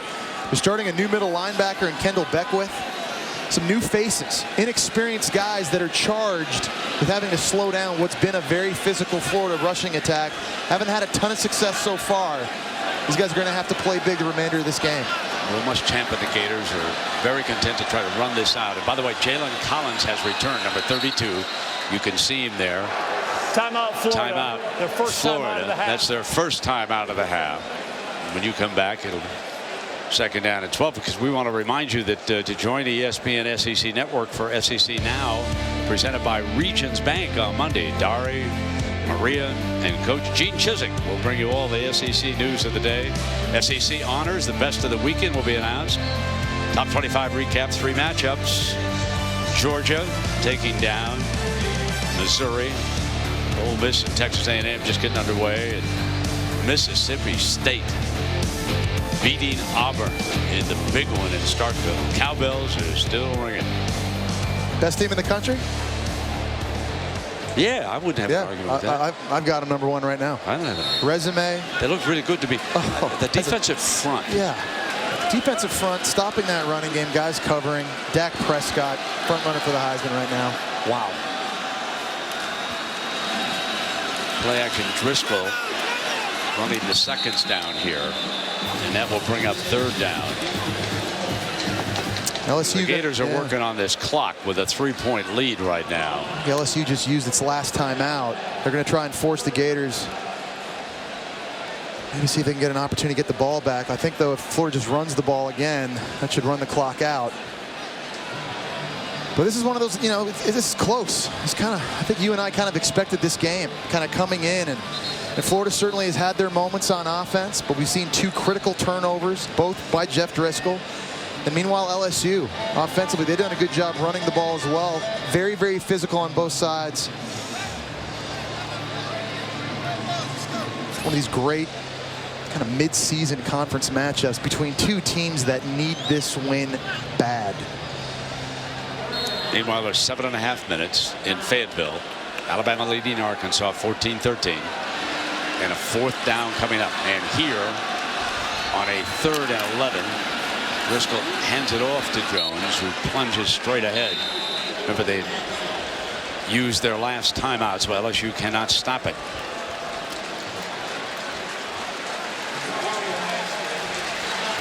And that will bring us to the end of the first half. 17-14. Hard-fought first half. Let's go down to Maria with Coach Miles. Coach, you decided to go for the touchdown on 4th down instead of settling for a field goal. What fueled that decision in the second quarter? Well, I just enjoyed being down there, needed 7. Felt like that was the right call.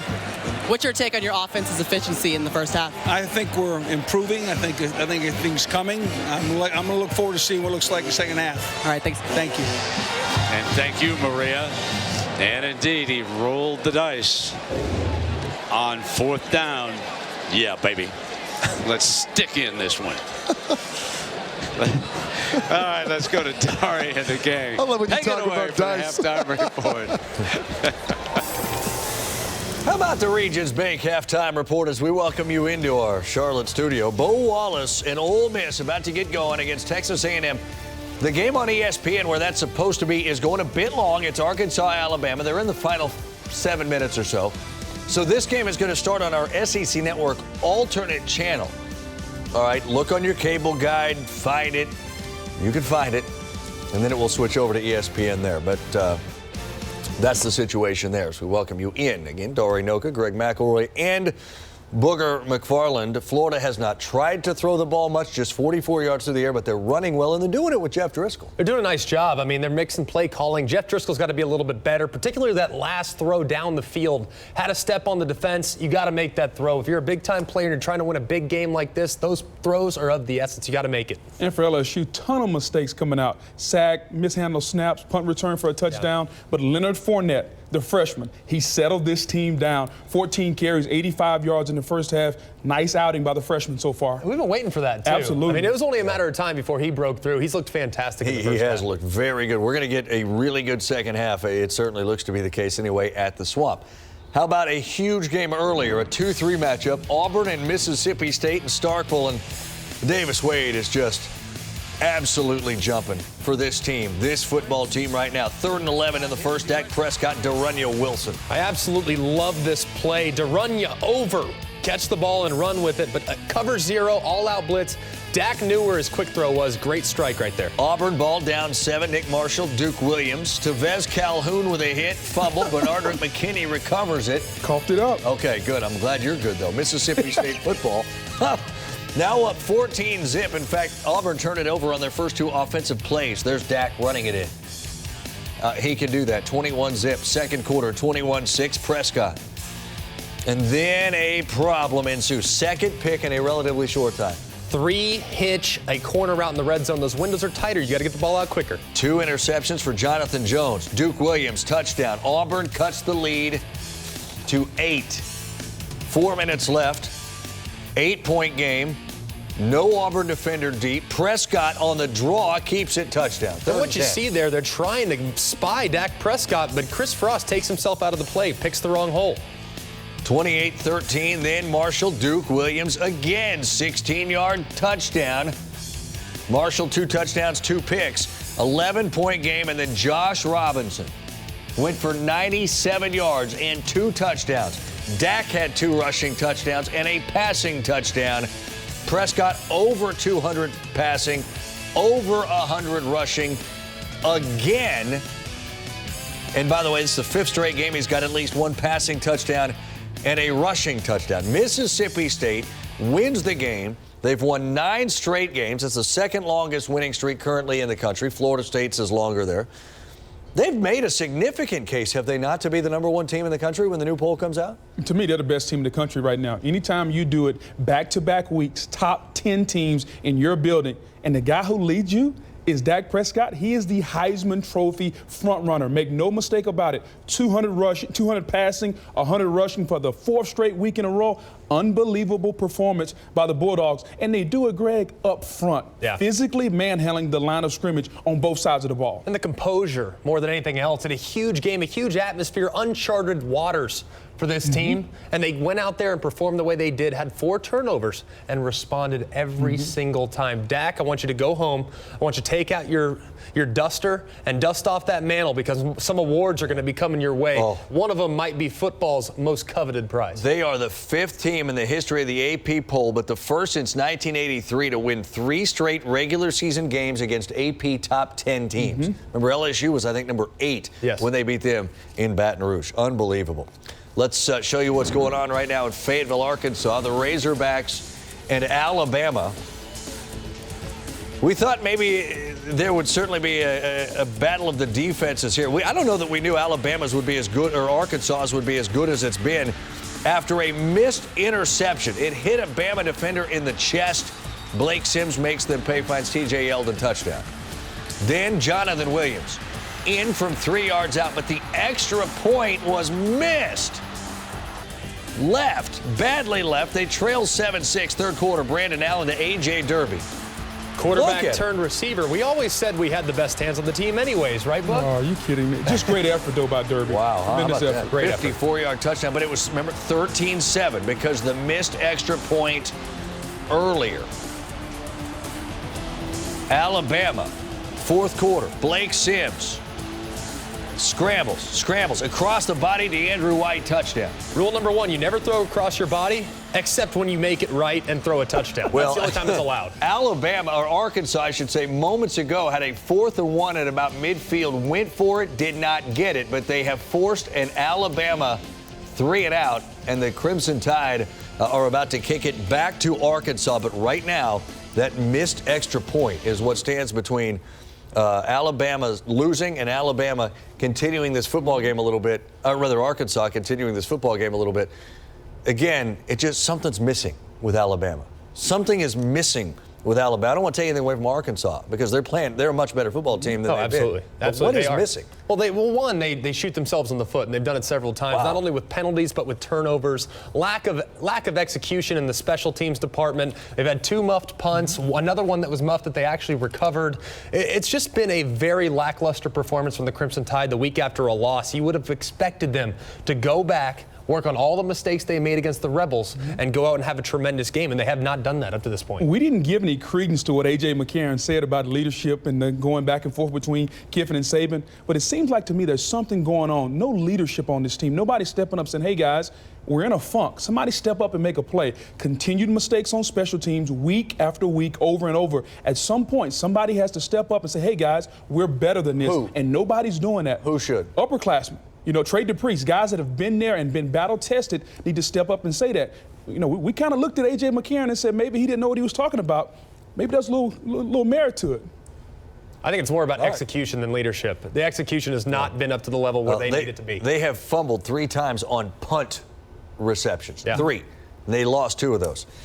All right, 17-14, Florida with the lead. The scoring started this way with an Andre DeBose punt return for a touchdown. Gators up a field goal. The 3 of us coming right back. This halftime report is presented by Regions Bank. Regions, official bank of the SEC.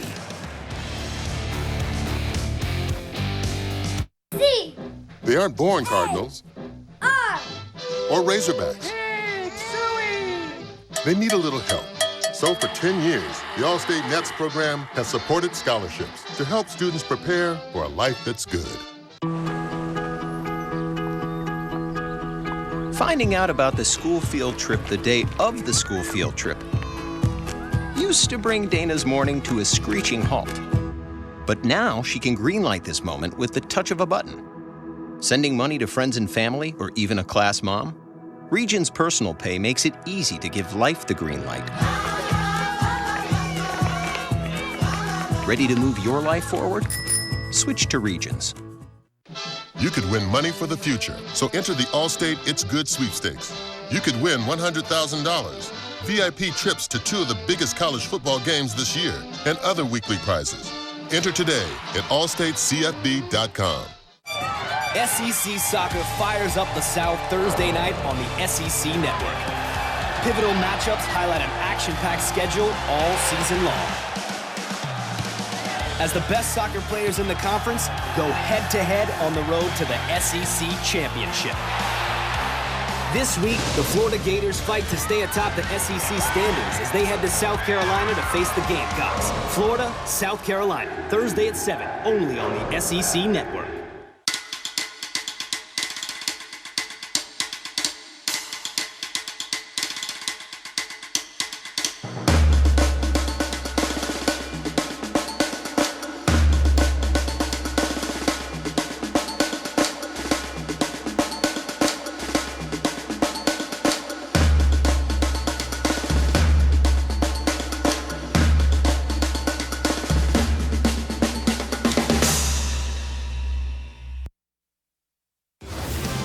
Welcome back to the Regions Bank Halftime Report. Booger, Greg, and Dari back with you. 17-14 Florida leading LSU at halftime. As you see, Georgia and Missouri in a big game in the SEC's Eastern Division. Really, the inside track on a division crown on the line. No Todd Gurley, of course, for Georgia, but how about what Nick Chubb was able to do? Hard, tough running for a true freshman. You can't say enough about this, Dar. He only had 31 carries coming into this game, 38 carries today, and he got better as the game went on. 21 carries in the first half. That's more than Gurley's ever had in any half. The 38 carries he had on the day were more than Todd Gurley's career high of 30. In the meantime, Matty Mock was struggling, Greg. Well, the thing is, he just does not manage the game. He has got to, at some point in his development as a passer, learn to take what the defense gives him. He's always looking to make the big play. He gets uncomfortable in the pocket, and he's got to just check it down sometimes. Matty Mock, a career worst 98 yards passing, 4 interceptions. As you see, the nice touchdown by Brendan Douglas. Mock is 21 for 55 in his last 2 football games, passing. Georgia, wow, landmark victory. Their first time, by the way, they've ever gotten a shutout against a ranked team on the road. Louisiana Monroe and Kentucky. Ooh, Monroe. Tough start there. Yep. Josh Harris. House call. His team was down 14-3 at one point, but there's defense giving Kentucky the lead. And then it is... My man. Say it. Patty Ice. Great throw, even better catch in the back of the end zone. Javis Blue, what a remarkable catch by Javis Blue, his second touchdown of the day. Kentucky is 5-1. The 5 wins are 1 more than the Wildcats had in the previous 2 seasons combined. They hadn't been 5-1 since 2007. Their 5th straight home win is their longest since the 06-07 seasons. How about Kentucky? Next week, they go to LSU, by the way. I know you LSU fans watching are well aware of that. Tennessee hosting Chattanooga. Wow. With a nice little 49-game losing streak against current members of the SEC. Worley to Marquez North, and then Justin Worley on the quarterback keeper. Tennessee up 17-zip. You'll take this after Oklahoma, Georgia, Florida, right? I mean, this. Thank you. Worley, Jonathan Johnson, he threw for 3 touchdowns, ran for 2 more. He's kind of quietly playing very well. Absolutely. He's back on track now, and that was so important for him. He has got to play well to keep this Tennessee team in the hunt to go bowling this year. So Tennessee cruises. How about Florida right now up 17-14 at the half of the game we are watching against LSU. Jeff Driscoll just 44 yards passing, but 59 yards rushing, and that touchdown. Gators leading.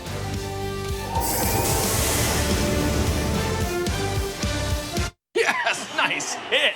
Seriously, Dish is awesome. Now we can watch live college football anywhere. I know. It's like we're back in college. I wish. College? I can go back to college? Yeah, every game day with Dish. I'm in. I think that's Heath Schuler. Did someone say college? The multi-sport pack featuring NFL Red Zone from NFL Network is now included in our best packages. Get the most football anywhere with Dish. Call and sign up today. Yes, we have the new iPhone. How? Because everyone's coming in for the new iPhone. Well, what kind of service plan can you get? Well, right now, if you select the 15 gig plan, we'll double your data and make it 30 gigs for the same price. Well, that sounds... Oh, great, you'll take it. Are you inside my mind right now? Nope. Where was I? Albuquerque. Who is the Porcupine. What is my favorite? Hollandaise sauce. No way. The new iPhone is here. And now you get 30 gigs of data to share starting at $160 a month. In this moment, it doesn't matter if you save money in 15 minutes. It doesn't matter if your neighbor has the same insurance that you do. What matters right now is the quality of your independent insurance agent and the company that stands behind them. Auto Owners Insurance.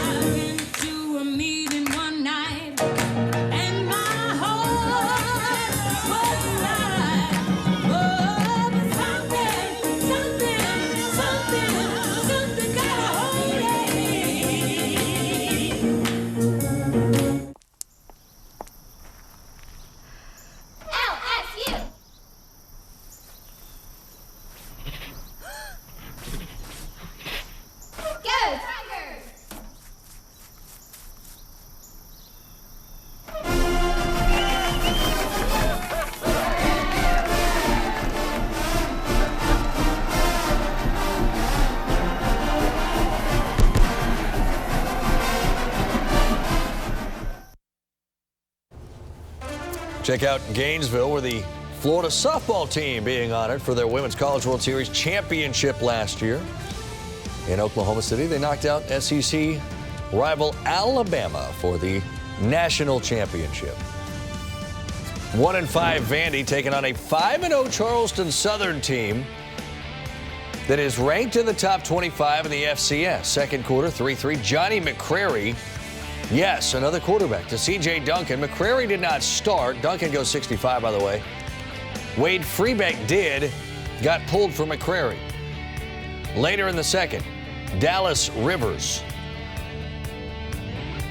Touchdown. Vandy leading at the moment 21-10. As we get ready to send you back to the Swamp. LSU, you talked about establishing the run. What is it in the second half that needs to happen for LSU here to get this game on the road? Feed Leonard Fournette. 14 carries, 85 yards. He's been your workhorse so far. Continue to feed him the ball and then go with the play action pass to get your receivers involved. You're Florida.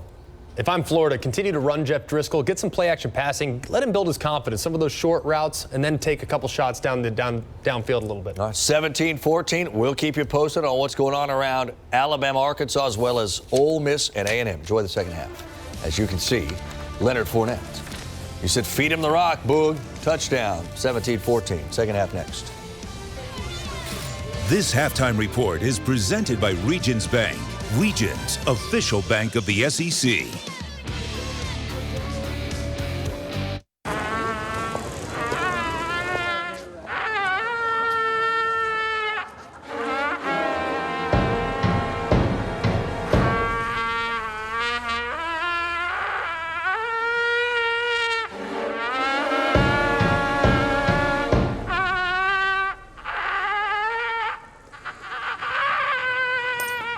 Introducing our new grilled chicken nuggets. Hungry for more? Go to grilledlove.com. Okay, let's settle down. All right, let's see that flea flicker. What's this? Flag. Show me that double wing formation. Flag. Doesn't really know football, does he? No. But when I got hurt, he paid my claim in only 4 days. 4 days? Wow. Okay, last chance. The play action. Okay, forget it. Aflac, an official partner of the Heisman Trophy. I was 4 when they found the bump on my back. It was so big I couldn't walk. But the doctors and nurses never gave up. Some friends paid for an apartment for my mom because I was so far away, while my dad stayed home to watch my brother. Everyone was giving all they had. It was hard, but I was never alone. There are things we can all do every day to help kids like Aaron fight cancer. It's all right here. We're not asking you for a huge down payment. How about $299 a month for a new 2014 Nissan Altima with 0 down? Where's this great deal? At Bill Hood Nissan in Hammond. You don't have to lease to get low payments. For only $299 a month, you own a new 2014 Nissan Altima. Say yes to better prices. Say yes to lower payments. Plus, come by and receive a free Join the Fight t-shirt to help support breast cancer awareness. At Bill Hood Nissan in Hammond. See more great deals. BillHoodNissan.com. For our best price on the new Subaru you're looking for, see Baldwin Subaru in Covington. Baldwin Subaru has one of the best selections of new Subarus, including the all-new Subaru Legacy, the 2015 Forester, and the new Outback. And after your purchase, you'll find our award-winning service department is second to none. And remember, every new Subaru includes complimentary maintenance for 2 years. See Baldwin Motors in Covington or click baldwinsubaru.com. Road to the championship. Right leg strikes the ball. Going down to DeBose. 45-50. DeBose down the sideline to 40. He's the 30. A cut back of the 20. Inside the 15. The time to buy. Touchdown! Touchdown! Touchdown! Oh my! And a beautiful electric punt return of over 60 yards. And the Gators take the lead. We welcome you back to Gainesville for the second half. It is Florida leading LSU 17-14. And Jesse, as we take a look at what the Gators have done with Jeff Driscoll, what's your feeling about It's been Jekyll and Hyde. I think Florida's come out trying to run the football. The most success they've had is with Jeff Driscoll out of the backfield. Already 12 carries in this game. He showed tremendous vision, a lot of toughness like you see right here on these zone reads for the touchdown. We also talked about how the Gators needed to find explosive plays in the passing game, and Jeff Driscoll drops a beautiful ball here to Brandon Powell on the sideline. Now, the bad Driscoll. Ball security. It's been an issue his entire career. Coughs up a fumble here early that would lead to a touchdown by LSU, and then has Demarcus Robinson wide open on a go route. Needs to put that ball out in front. It gets picked off instead. Meanwhile, LSU's run the ball too, except they've done it more conventionally. Behind the true freshman sensation, Leonard Fournette, 14 carries, and we talked about how tough of a run defense the Gators were, giving up less than 3 yards a carry coming in. That's all changing because Leonard Fournette is beating them up. He's bruising them, making guys miss. He's been a huge playmaker for LSU on offense. So this is a tight game. Both teams running the ball well. The Gators have a special teams score. Les Miles goes for it on 4th down. Here's the big difference in the game right now. The Gators living dangerously. They cannot afford to turn it over anymore in the second half. LSU winning the toss, deferring, so they'll handle the ball on the first possession here of the second half, trailing by a field goal. Leonard Fournette kicking off. Fournette and McGee are back deep. Harden will kick it away for the Gators.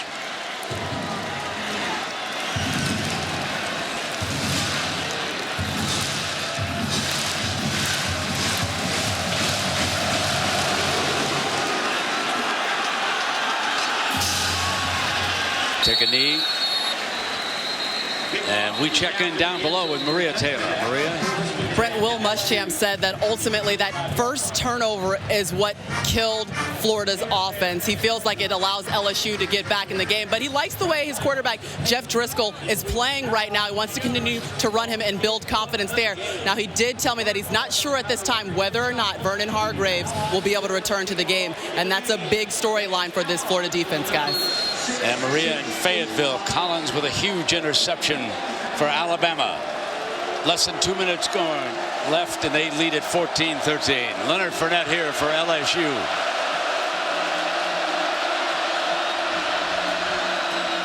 Fournette behind the left side, powers out to the 31-yard line. Tabor making the stop. And I love this idea. If I'm LSU, I'm saying to myself, let me see if I can wear down this Florida defense, running the ball with my big offensive line and these big running backs. You've seen it happen. In Alabama in the second half, this Gator defense got buried behind the running of Derrick Henry and their backs. Already LSU's run it 26 times in this game. Put Florida's defensive conditioning to the test. Elliott Porter, the center, is number 55. Alexander, the left guard, number 74. Play action on 2nd and 5, and they couldn't hook up. That was Trey Quinn working the underneath route. And while they've had a lot of success running the ball, there's been 0 success throwing it. Only 13 passing yards for the LSU Tigers. And here's a simple crossing route. That's a catch that Quinn needs to make. He's got great hands. He plays in the slot. They kind of, alligator arm that a little bit, running over the middle of the field, knowing the linebacker Antonio Morrison was waiting for him. McGee in as the running back. Anthony Jennings has gone the distance as the LSU quarterback rolls to the right. Not going to get it.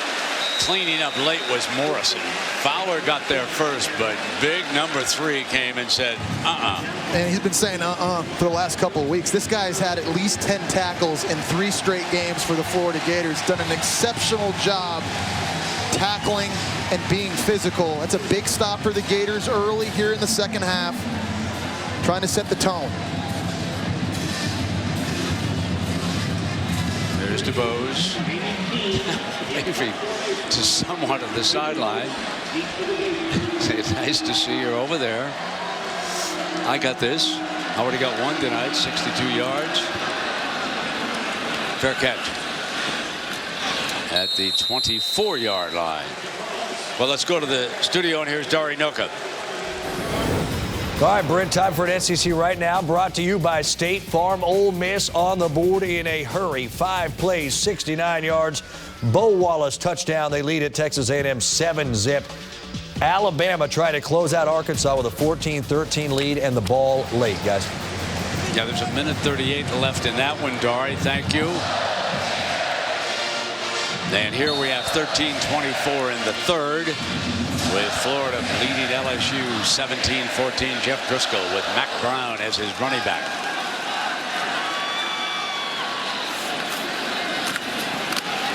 Driscoll cut off and ripped down by Quan Alexander, the junior from Oxford, Alabama. He is the prototypical weak side linebacker because of his speed and because of how aggressive he is. I love watching this guy on film. Watch him right here. Just read and react to this. Unblockable. Gets outside quick, bangs into Mac Brown, and secures the tackle.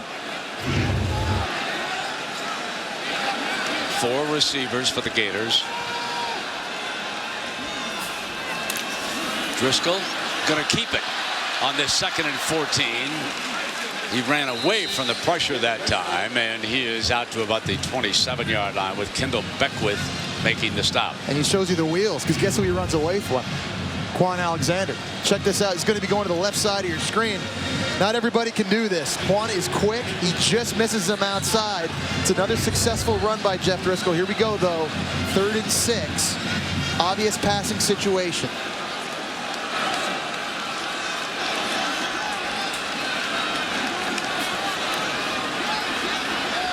With time, home run ball. Robinson was held up that time, and that was White who was all over him. There's no flag according to the official because the ball was not catchable. The field judge was watching this all the way. The crowd thought it was obvious interference. So does Muschamp. He's working on the field judge right now. But the field judge makes the signal quickly that it was not catchable. But Brent, you be the judge. Brent, the wide receiver's got to help his quarterback. Just check out the bottom of the screen. You see DeMarcus Robinson. He's not sprinting. It's a go route. He's peeking back at Jeff Driscoll. He's kind of high-stepping. He's changing up his speeds. You got to run. Here is White. He's going to let this one go out of bounds. It's a field goal game here in Gainesville. Crowd a little bit restless. LSU has buckled up that chin strap. It was January 14th, 2011, playoff time, when mere mortals fall, but the great ones create their own destiny. Like Barry Patterson and his against all odds Hail Barry. He launched it past the front line, cleared the secondary, and threaded the needle to victory. Buffalo Wild Wings. Wings, Spear, Sports. What's in your ear? Oh, a quarter. Check for more. Well, I guess I can double check. My watch. It pays to double check with State Farm. Sign up today for AutoZone Rewards and earn store credit that'll come in handy for your next project. Spend $20 or more 5 times and earn $20 store credit. Visit AutoZone.com/rewards.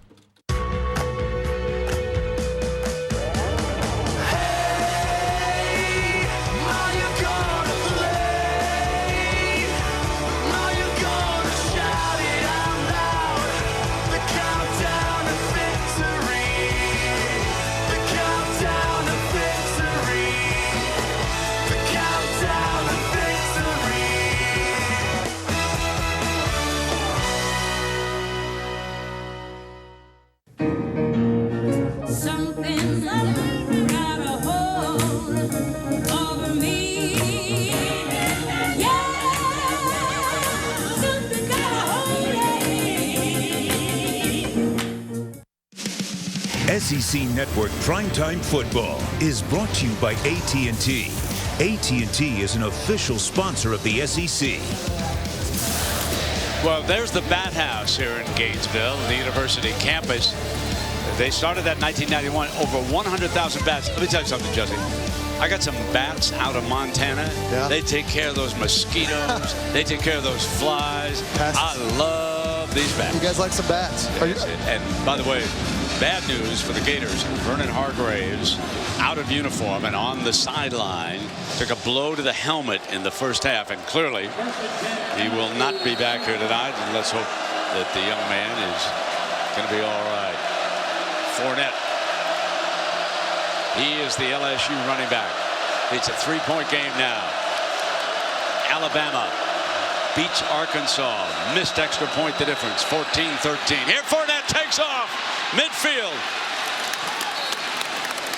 What a future this young man has. Yeah. Down at the 43-yard. He's as good as advertised. Another 20 yards for the young man. Up over 100 here against his Gator defense. Scored 1 touchdown. He's averaging about 7 yards a carry, Jesse. And running to that left side of the offensive line. Left tackle Collins. Left guard Alexander. That's the beef. Those are the best players up front. They're getting push. If I'm LSU, I'm dialing up that side, and I'm dialing up number 7.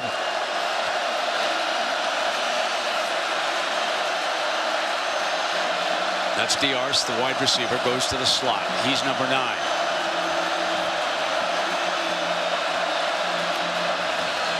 Sticking with the running game. And the freshman battles his way to the 40-yard line, and Dante Fowler wrestling him down. And Florida's seen physical backs this year. Derrick Henry, Alabama. They saw Jalen Hurd at Tennessee, but Fournette, he's more sudden. He's almost a different breed. You see him pushing forward, and these blue jerseys moving backwards. We talked about this offensive line now. They got to take over. They're going to try and wear Florida down defensively. It's amazing to think a team that's only 2 for 8 throwing the ball is still in this ball game. It's been because of Fournette. Stop that time on 2nd down, and now it will bring up 3rd down. And that was Joey Ivey with Orr out. Ivey getting a little more playing time here tonight. That's a good point, Brent, because Florida's down their best defensive tackle in the middle with Leon Orr out with that knee injury, so a lot of backups having to play. Ivey just took the worst part of that, by the way, from Leonard Fournette. Setting up another 3rd and short. Had 0 success tonight in these situations. Dawson checks in as one of the safeties for the Gators as they bring him back to the sideline, and they go with a heavier defensive formation. They're going to press the receiver at the top. Jones and Hilliard. Play action. Underneath man, 1st down. On the move, the fullback was open. Melvin Jones picks it up. That was a great read by Anthony Jennings that time. It sure was, and a great play call by Cam Cameron because it put Florida linebacker Ball on the outside, Aaron Ball, in an unwinnable situation. He had a choice. He had to either cover. Take a look at ball number 11 over here on the left side of the screen. Now, he's got to cover the fullback in the flat. He decides to vacate that and put pressure on Jennings because Jennings was going to run and get it if he didn't leave.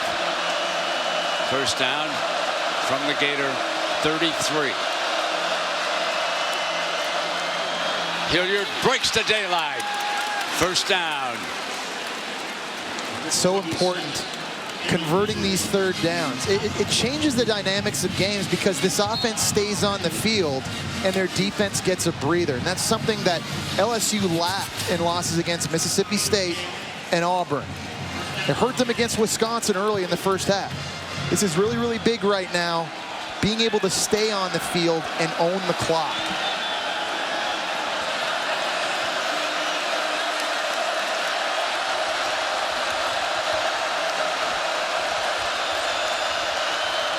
Play action, trouble, sacked. Never saw Tabor coming. Jalen Tabor replacing Vernon Hargraves right now. Only a true freshman. Got a start against Tennessee a week ago, played a phenomenal game. And a big play in that game was blitzing off the edge and forcing a fumble on quarterback Justin Worley. But you see him here at the top of the screen. As a cornerback, he has the ability and the speed to get off and get in the backfield. The tight end's got to recognize No that. doubt. He cannot release and run a vertical with the corner blitz coming like that.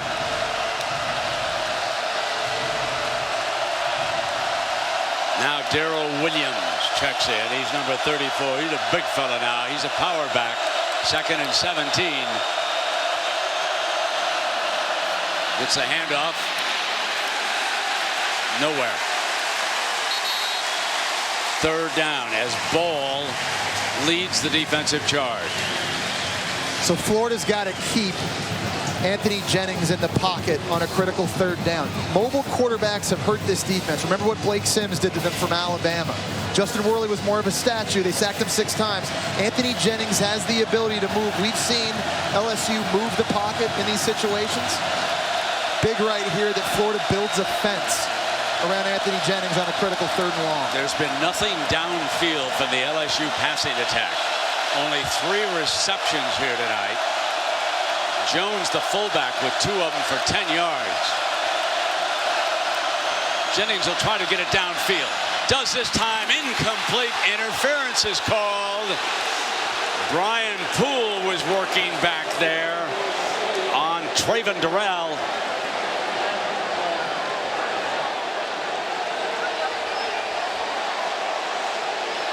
I think this is going to be on Poole.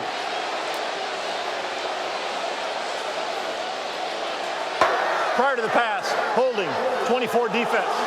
10-yard penalty to the previous spot, automatic 1st down. It's a good call when you get a chance to watch this.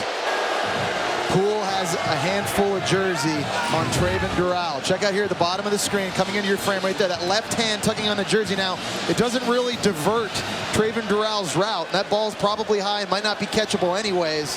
But you can't grab cloth, and that was a huge mistake on a critical 3rd and long. 3rd and 17. Wow.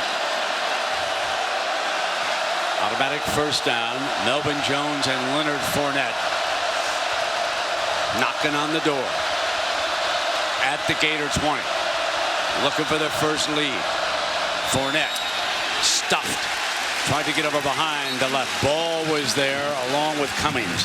Cummings helped stuff it, and Morrison got in there also, number 3. See, Antonio Morrison's coming off the field right now for the Florida Gators. A late substitution. Gerard Davis, number 40, going to take his place. Every time LSU's been down here in the red zone, they've had success running the football. Both of their touchdowns coming on the ground in this area of the field. We talked about how the Gators, great red zone defense coming into tonight. They've got to back Bo up. 2nd and 10. Again underneath to the fullback, but Jones is short of that 1st down marker. Neal makes the stop. 3rd down coming up if they don't get it, obviously, this time, unless it's 4th and inches. But you would expect Miles, if he doesn't pick it up, to tie the game with a field goal. Now, one thing we haven't seen yet, Brent, Malachi Dupree in this area of the field. The number 1 high school receiver a year ago, number 15. When they like to get down here in the red zone, they like to throw him jump balls on fade routes. Right now, he's matched up one-on-one with Jalen Tabor. True freshman. He's dangerous, and he can elevate up top. Checking that sideline, Cam Cameron has looked at the Gator personnel defensively. With the clock running out, I don't think they got it off in time. A costly 5-yard penalty. Anthony Jennings was trying to get the ball snapped, and of course with this crowd noise, they don't hear him sometimes. Delay of game, offense number 10, 5-yard penalty. Still third down. Anthony Jennings is upset because I think he had the matchup he wanted. He had Malachi Dupree one-on-one at the top of the screen. And here he's calling for the football. You see, we talked about the shotgun mechanics. There's Alexander, the left guard, peeking back. But that play just took too long. Jennings looked over at the sideline. There was an audible late. They've got to have a better, more concise plan at the line of scrimmage. Different formation. Dupree now in the slot. McGee's the running back. It's third down and 10. Move the pocket to the left. And it is complete to Quinn. Quinn was right at that first down marker. They're going to move the chains. You can see him signaling a first down. It'll be first and goal for LSU. Well, that was huge and a tremendous throw. And there's a great catch by the true freshman Quinn. But check this out, rolling to his left. And where is this football in relation to when his knee touches the ground? Right at the sticks. It's so close. He had to actually come back to that football. It was a tremendous job. The snap is off, and here's Fournette.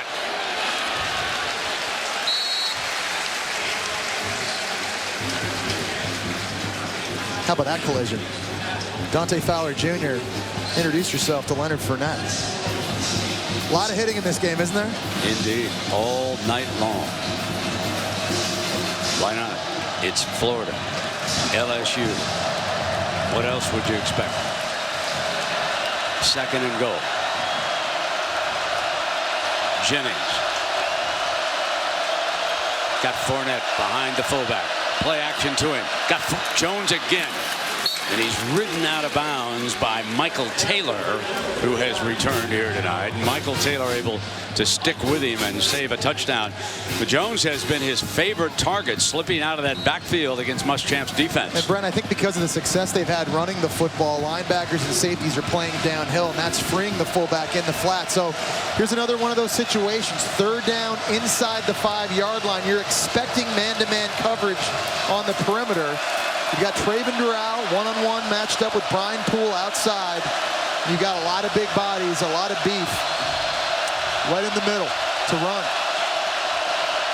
Play action. Gonna throw for it. Deflected. There's another flag. The flag comes flying. Brian Cox Jr. back in the end zone, and let's see if it's on him. Brian Cox Jr. grabs jersey just like we saw earlier. Pass interference, defense number 94. Ball will be placed to the 2-yard line, automatic first down. Obviously defensive ends, this is a bit of foreign territory when you're covering tight ends down the field. When you're as good an athlete as Brian Cox Jr., you can do it, but take a look at this. You'll see the matchup just at the top up here. And he's grabbing him with that left arm, you see it, and he kind of goes over top of him to swat it away. It's a good call. And another big pass interference on third down. Logan Stokes going to the ground. They plunge it in. And that, of course, was Leonard Fournette's second touchdown of the game.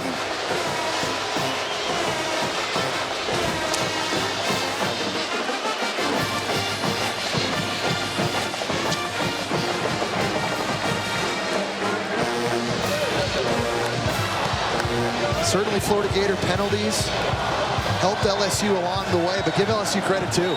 Executing, taking advantage of that, making the Gators pay. 121 yards rushing for the freshman Fournette, and now 2 touchdowns. LSU leads for the first time tonight, and they missed the extra point. LSU up 3. Remember, 2 first downs by penalty on this drive, both on third down. Fournette goes airborne.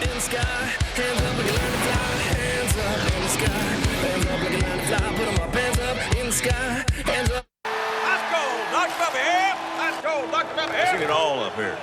I've seen flip flickers, Hail Marys. I see nachos. Oh, that was face mask. That was face mask. You see that? The only thing I haven't seen up here, a playoff. You hear about the playoff? You hear about the playoff? You heard about the playoff? Can you hear me? This whole idea of playoffs is pretty much my idea. This year, we're crowning the first true, undisputed #1. All those other seasons, they don't count. Did you play last year? Didn't count. It's like the beginning of history. It's how the founding fathers, they would have liked it like this. You ever seen the record book? You gotta put an asterisk in the record book. Before playoff, after playoff. Asterisk! Asterisk! Asterisk!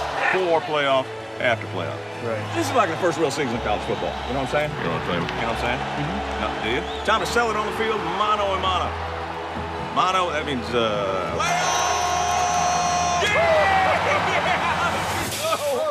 man. Super painful. I'm sorry. That's okay.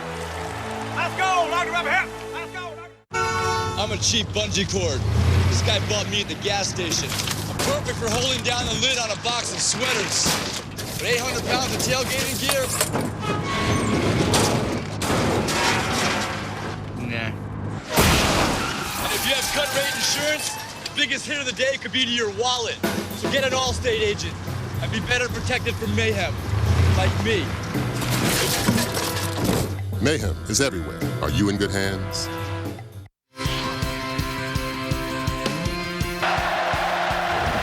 This will be for the tie. It's a fake. They pitch it. Can you believe this? Oh, jump pass. How about that? It's going to be intercepted. Second time tonight. Brandon Spikes. Touchdown. Oh, my. The heat is on in this rivalry. Will Muschamp still upset. Two big penalties on third downs, and LSU makes the most of it. Driving for the go-ahead touchdown with Leonard Fournette scoring for the second time here tonight. Total yards, to tell you how tough it is, LSU 207 and the Gators only 153. And now we'll learn a lot more about Jeff Driscoll, won't we? DeBoe's back deep.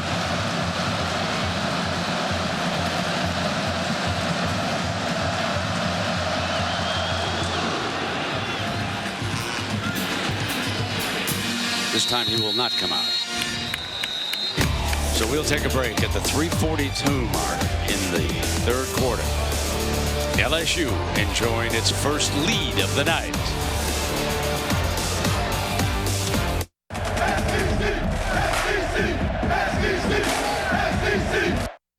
At Regions Bank, we're here to help you move your life forward. But managing money correctly can be tough, especially for college students. That's why we sometimes bring in some extra help. Young lady, you are way too smart to hit that order button. $750 on a dress that'll be out of style by next week? And what, you might wear it 2-3 times tops?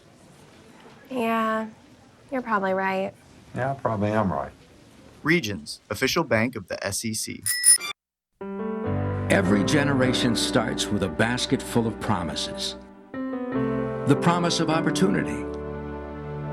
A promise of good health. The promise of safe haven.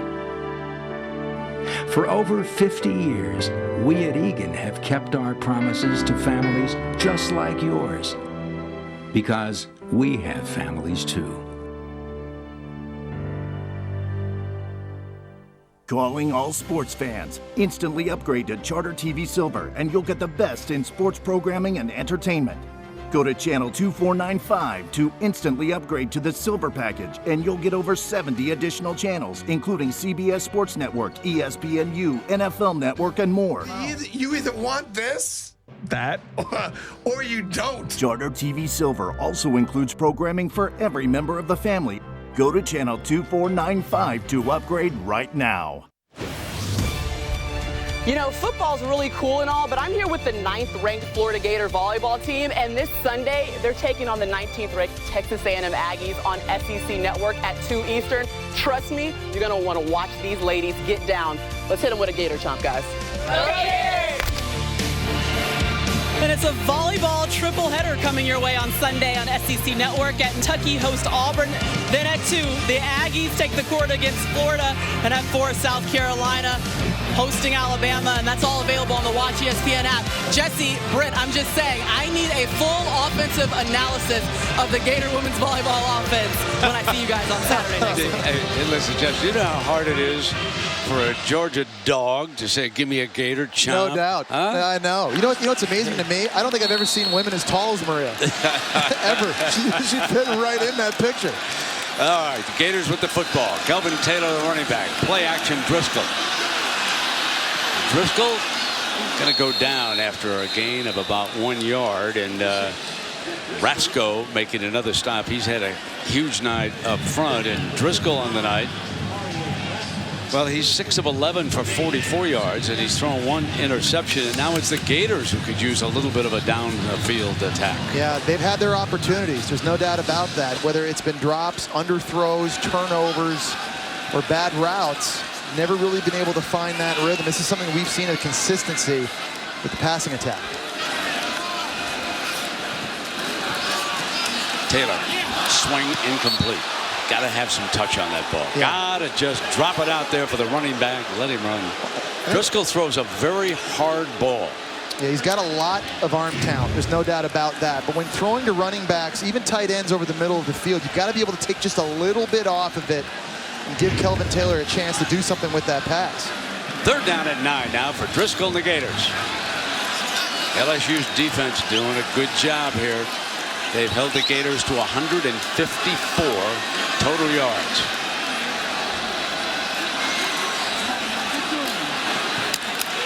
Throws for a 1st down, and that time Westbrook. Did he have it, or is he short? They didn't give it to him on the mark. Yeah, it looked like, watching it live, he had spun around and gotten that football out just to the 35-yard line, but again, it's where the knee touches. They're marking it short right now. Muschamp just said, go for it. Wow. Oh, baby. Wow. When you make a call like this, you better be right.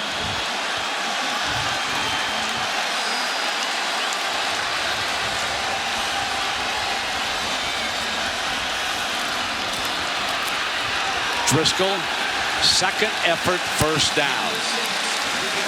This is all Jeff Driscoll. This is supposed to be a power run with the backside guard pulling. That was big Trenton Brown at 360 pounds. But Driscoll beat him to the point of attack. Watch this. He actually gets to the hole before Big 74 can get there. He gets met by Kendall Beckwith, and it was actually Jeff Driscoll that falls forward.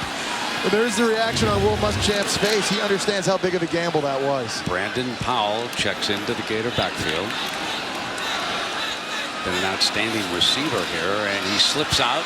Deflected, incomplete. That ball was deflected.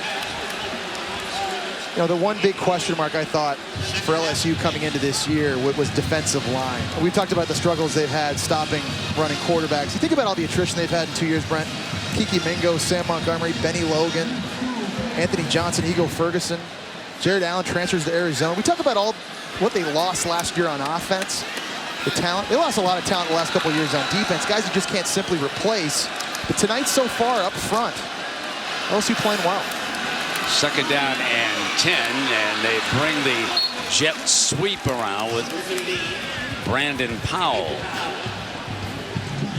So here's your 3rd down again for Driscoll and the Gators. You need to have awareness with routes, understanding the depth you need to get. You got to have tremendous timing, and protection so far tonight for Driscoll, for the most part, has been good. LSU showing pressure.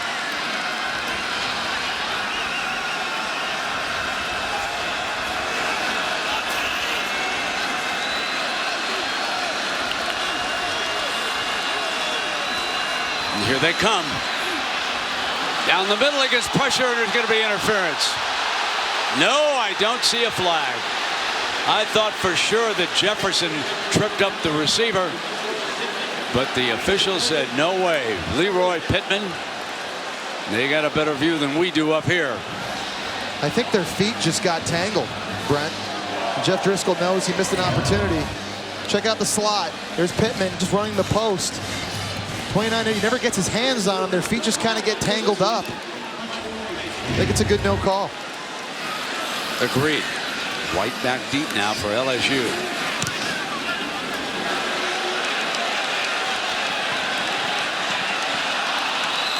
And it goes into the end zone for a touchback. That's 63-yard punt. And a reminder that SEC Network brings you a rewind of SEC game on Sunday at 10, Vanderbilt, Tennessee. Jay Cutler led Vanderbilt to its first win against Tennessee at Neyland Stadium in 25 years. SEC Rewind 2005, Vanderbilt and Tennessee. Good job here tonight, Jesse, by the LSU Tigers. Yeah, no doubt about it. You wondered how they were going to respond. That 41-7 loss against Auburn was their worst in 15 years. They're 0-2 in the conference the first time since 2001. You take a look at the ball control they've had in this game. And here comes the big fella. What a future Fournette has. Morrison takes down number 7. But Brent, you know, it's a young team, and coming in on the road in a hostile environment where they did not play well last week against Auburn, here at the Swamp, they've responded very well. This team had a player-only meeting on Monday to address their issues, and they just look different. Here tonight, in a hostile environment, they responded extremely well to their dire situation.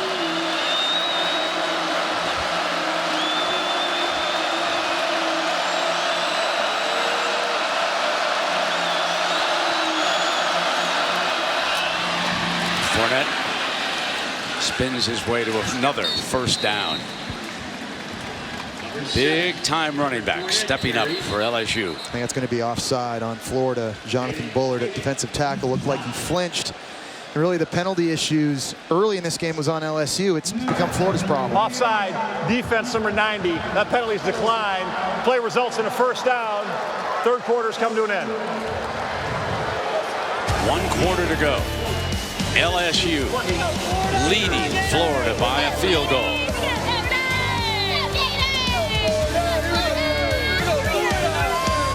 Twins Cliff and Chris Paul made it their pursuit to pass selflessness onto the next generation. I got it. On the court, little Chris's signature alley-oop-de-doop drew the attention of local scouts. While off the court, little Cliff assisted neighborhood children from his own State Farm branch. The Pauls knew a little assist goes a long way, no matter who it comes from. 1, 2, 3.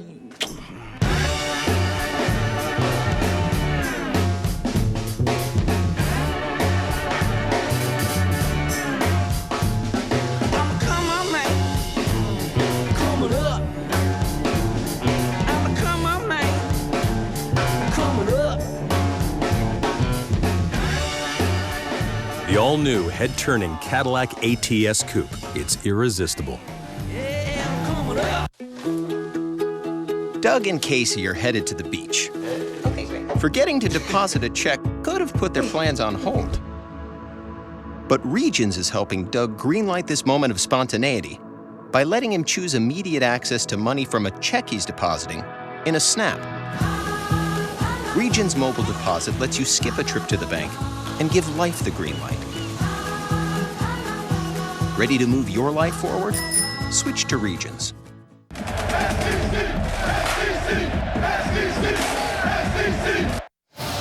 Let's take a look at Jesse's bold prediction brought to you by Buffalo Wild Wings. You said watch number 7. I think he was ready to break out Leonard Fournette. Coming into this game, this had been a running back by committee approach, 4 different guys carrying the football.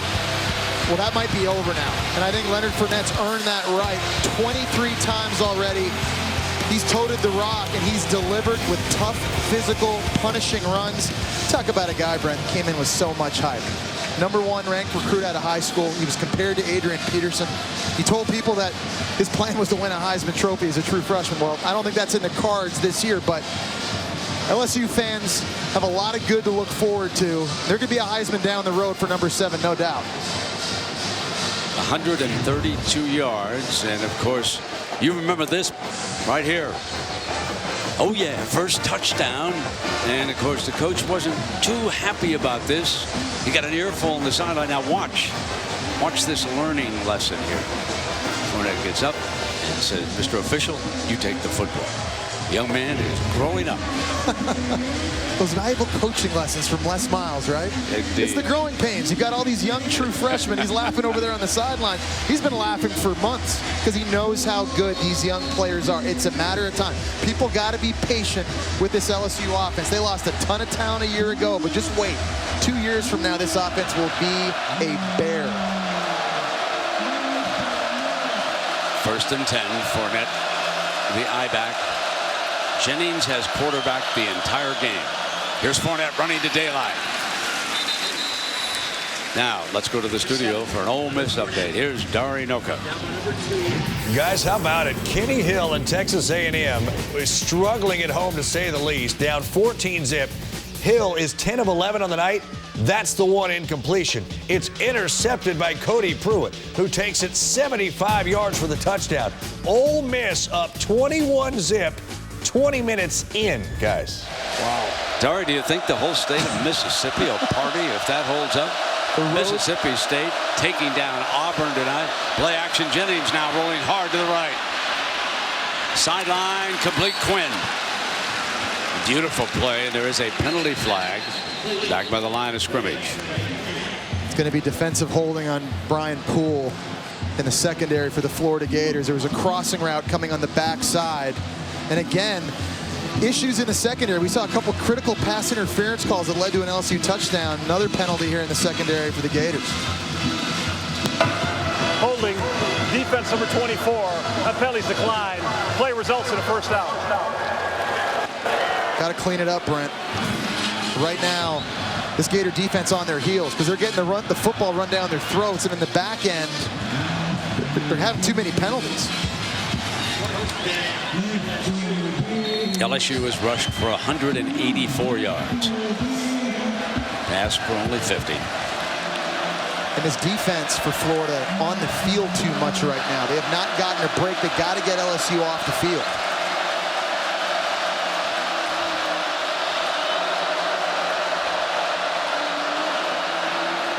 Fournette steps away. Penalty flag comes flying on the play, and he is taken down by Neal.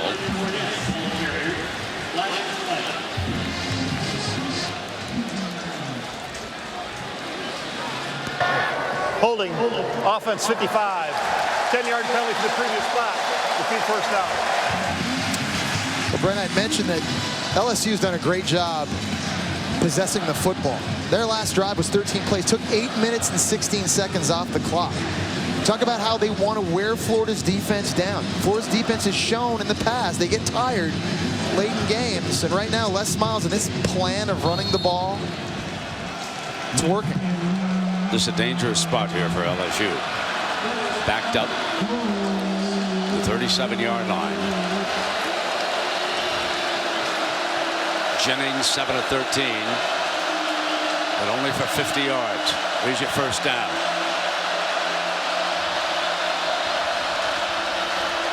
He's going to throw on it.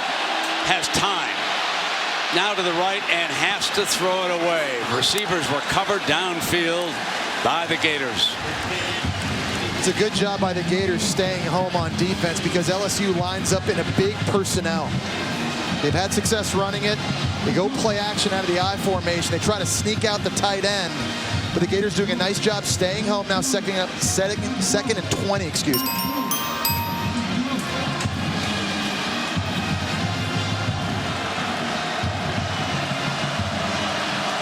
Second down and 20. McGee, the running back for LSU.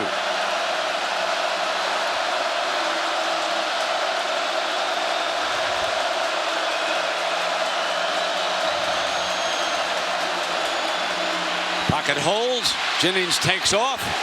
And he is out to the 42-yard line before Fowler brings him down. And now Fowler exchanging pleasantries with Alexander. Yeah, well, there's a clash of the Titans going on right now between Dante Fowler Jr. and left tackle Lyle Collins. You're talking about 2 future first-round picks going mano-a-mano. It's just good football. And here in a critical third down, LSU needs to be aware of where number 6 is. They like to move him around, try to get him isolated with a one-on-one matchup. Right now, you see him over the ball, playing middle linebacker.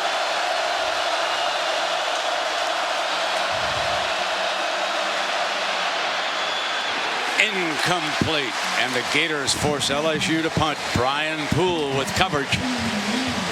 We've seen a couple penalties from Brian Poole. Another penalty flag is down, however. Now, yeah. That time he was clean there. Looks like it's going against LSU. They're discussing it with Florida, looking at a potential face mask. I think you just go ahead and decline it. Force him to punt. Personal foul, face mask, 77 offense. Penalties decline, 4th down. That will signal the arrival of number 4 as a return man for Muschamp. Here's DeBose. How big? If you weren't with us, he had a 62-yard punt return for a touchdown in the first half. How big special teams play in this game, right? Close, defensive struggle. We saw his punt return early. 2 great punters. Fair catch at the 15. And of course, don't forget, as the time runs down, that LSU missed an extra point. Why is that important? Because the Gators, with a field goal, can tie it.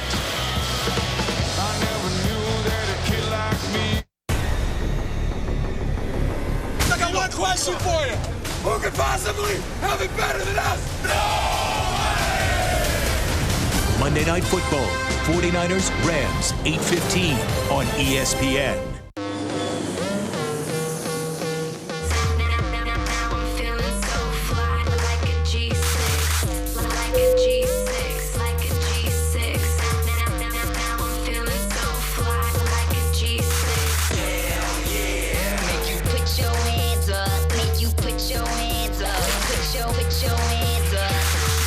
Introducing the Mile High Bacon Thick Burger with thick cut Applewood smoked bacon.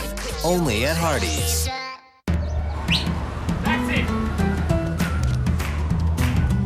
What sorts of things are keeping you guys awake at night? Am I saving enough? Will I be able to save enough before retirement? My life expectancy now is 24 years.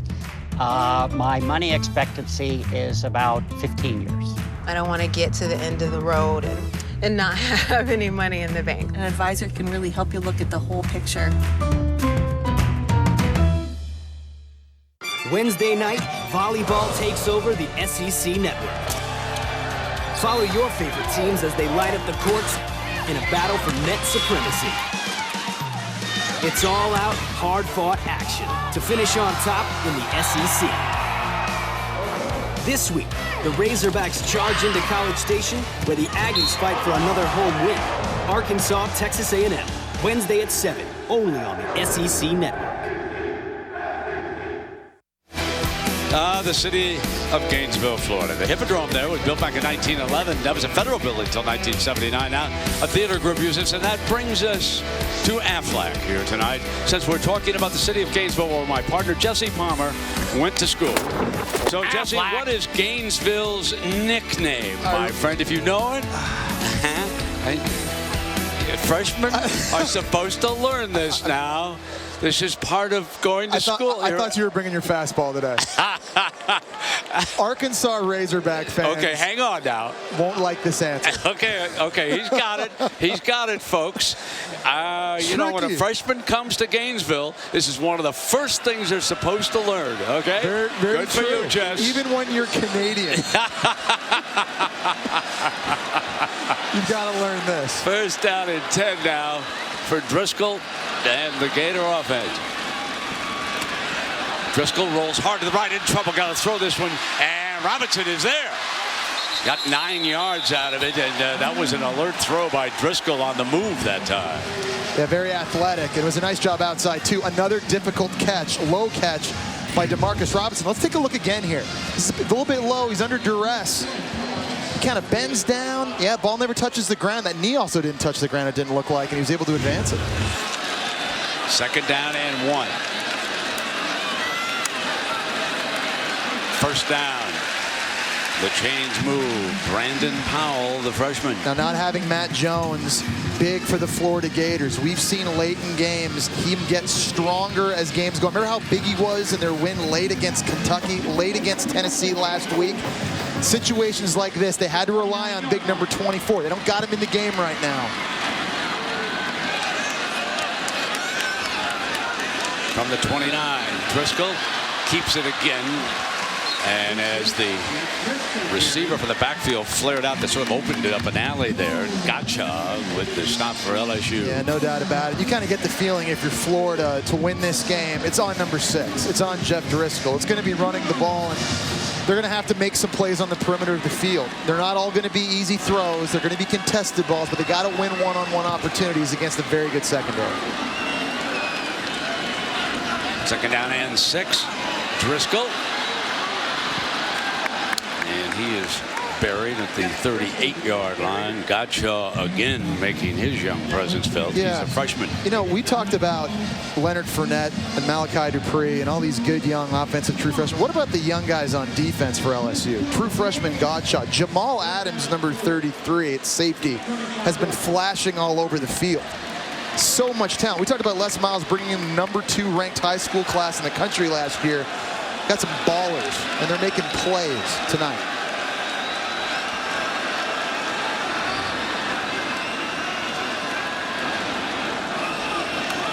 On 3rd and 4, blitz comes, drops it off underneath, and picking up a first down and more, young Brandon Powell. What an excellent receiver this young man is. He's out of Deerfield Beach High School, 5'9", 177.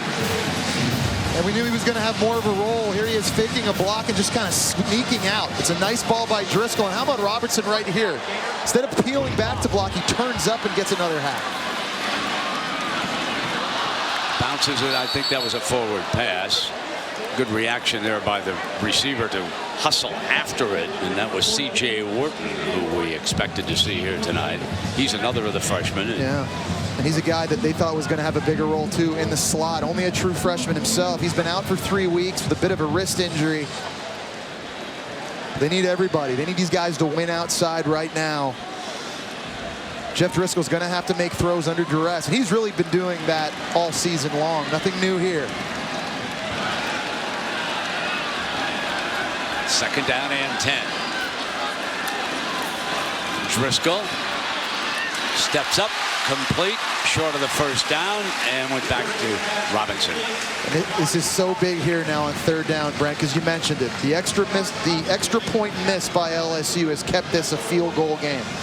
The Gators right now, right at about the 40-yard line, need to get to the 35, and if they can convert this, then they have at least put themselves in that field position to potentially tie this game in the worst-case scenario.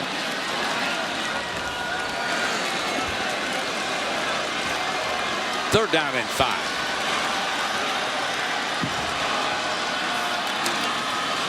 Driscoll keeps it, and he is smoked. Alexander is there. The crowd did not like the play. Well, Tashawn Bauer won a one-on-one matchup with left tackle DJ Humphries and made a stop. I think Will Muschamp was thinking 4-down territory. Hey, I'm going to try to get 3 or 4 and then go for it on 4th down like he had already a couple times with the quarterback run. But give LSU's front credit. They won that matchup. Forced a huge punt. That was a big 3rd down. Now, Kyle Christian, outstanding punter, not coming off his best game of the season against Tennessee. He's got White back deep. White is standing on the LSU 10-yard line.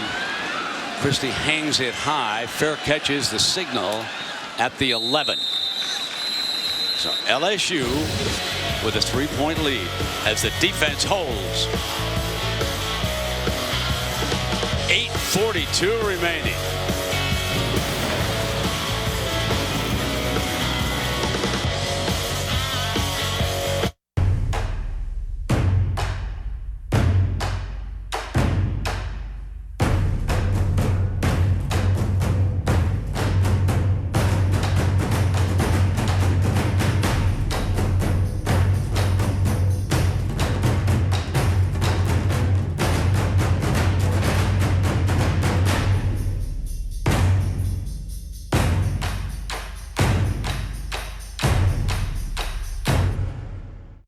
These are perhaps the toughest economic times we'll face.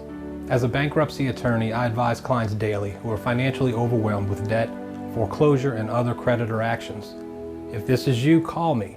My goal is to save your home, eliminate your debt, and provide you with a fresh start.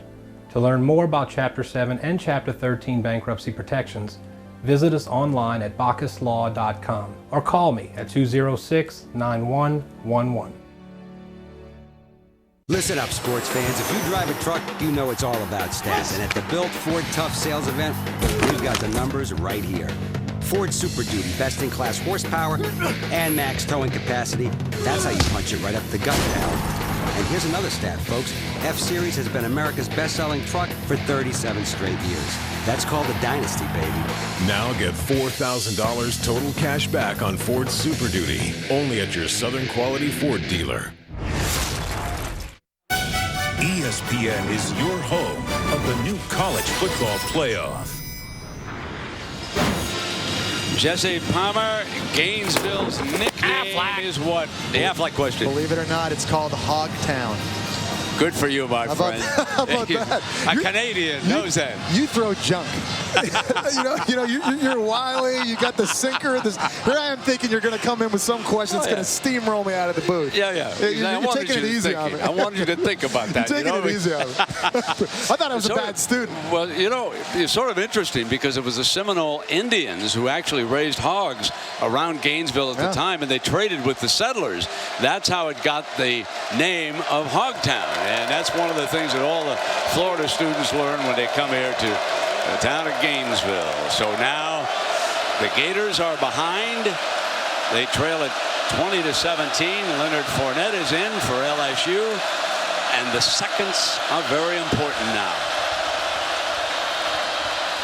Fournette coming off a huge night. Going to get ripped down by Brantley. Well, we talked about Florida having to stop a physical rushing attack without their best defensive tackle, Leon Orr, who's out with a knee injury, so a lot of backups having to play. Caleb Brantley, freshman, right over the ball. Watch him just win this one-on-one up front with the center. Just kind of shades him, is able to disengage and then make a tackle on a very big bruising running back in the backfield. That was a huge first play to this drive for the Florida Gators D. Kenny Hilliard comes in on 2nd and 12. He'll be behind the fullback Jones.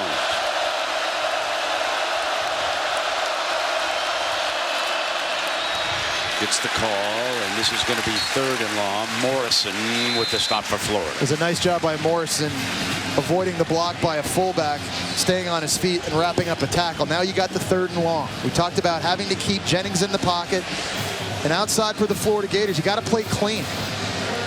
No penalties, and that's been an issue in the second half when they've been matched up one-on-one.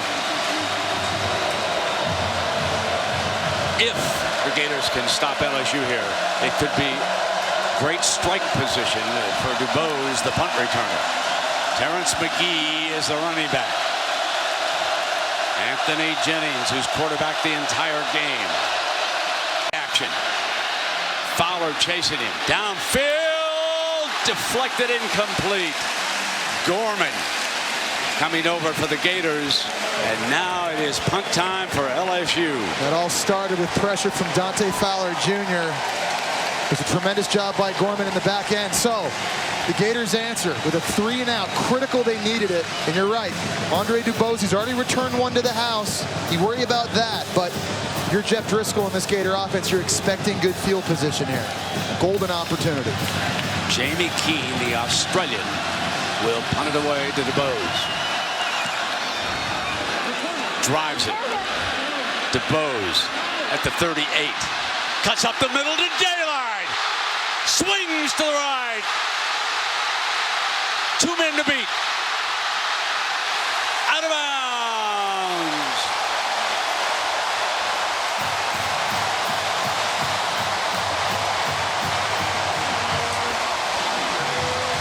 Now a 52-yard return, and the Gators are in business here with 6:48 to go in the money quarter. Well, you mentioned, Brent, the punter Keene, he drove this ball, but didn't have a lot of hang time, and the coverage team couldn't get down quick enough, so DuBose makes the first guy miss, picks up some blocks in the middle of the field, and what an impact. We talked about how big special teams would be in this game. 2 huge returns by the Gators, a missed extra point by LSU. Big storyline. DuBose rocking tonight. Brandon Powell, the freshman, is the running back alongside Driscoll off to his right. Driscoll keeps it, and LSU was ready. Stormed him. Rasco again, along with Alexander. But what a game Rasco has had against the Gators. We talked about how this D-line had to step up their play. Couldn't just be Danielle Hunter. That was the same play Jeff Driscoll scored on earlier in the game. On that power run. LSU, great job. Physical, you've seen now in the last 2 possessions up front. Second and goal.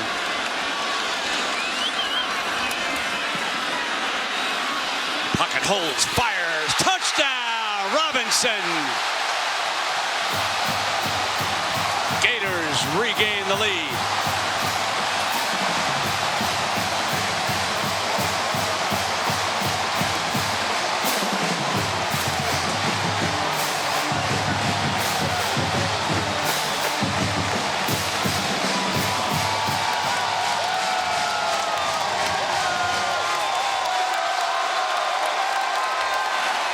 Francisco Velez will attempt the extra point. Kyle Crowfoot will put it down. And now that missed extra point looms huge for LSU. They are down by 4 instead of 3. They've got to have a touchdown as Driscoll fires it, and Robinson makes a fine catch in the end zone. The defender was there. Robinson made the play.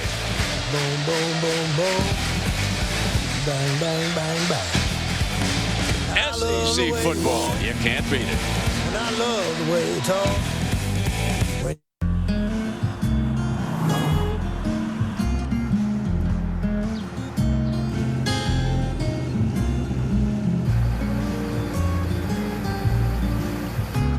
Shelter Insurance has covered a lot of miles and a lot of cars and drivers since 1946.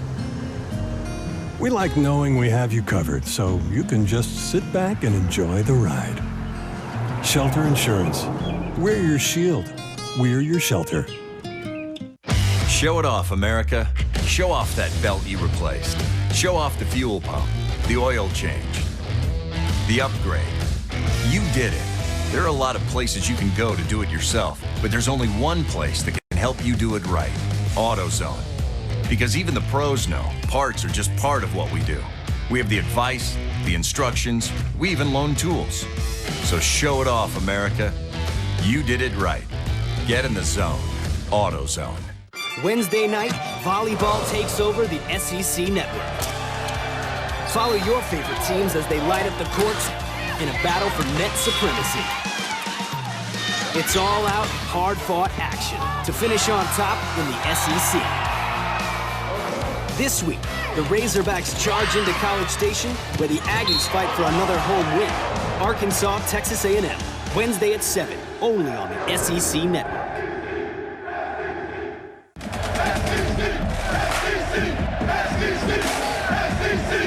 Hogtown, this is Chomp Town. Gators up 4. We talked about how these wide receivers had to step up and make plays. Here's DeMarcus Robinson in the slot, one-on-one with Jalen Collins. It's just going to be an out route. And I'll tell you what, it's a contested ball. Jalen Collins does a great job on the coverage. He's right there. But this is making a play for your quarterback. It's a good throw by Driscoll. It's not an easy catch. He's got to show strong hands. I'll tell you what, DeMarcus Robinson's come up with some difficult catches today throughout the course of the game. Something that's been lacking in this Gator passing attack. Couldn't have come at a bigger time in this game tonight. Austin Harden, the hero a week ago up in Knoxville, will put the ball on the tee. He'll kick it away. And number 7 stands back in the end zone. Leonard Fournette.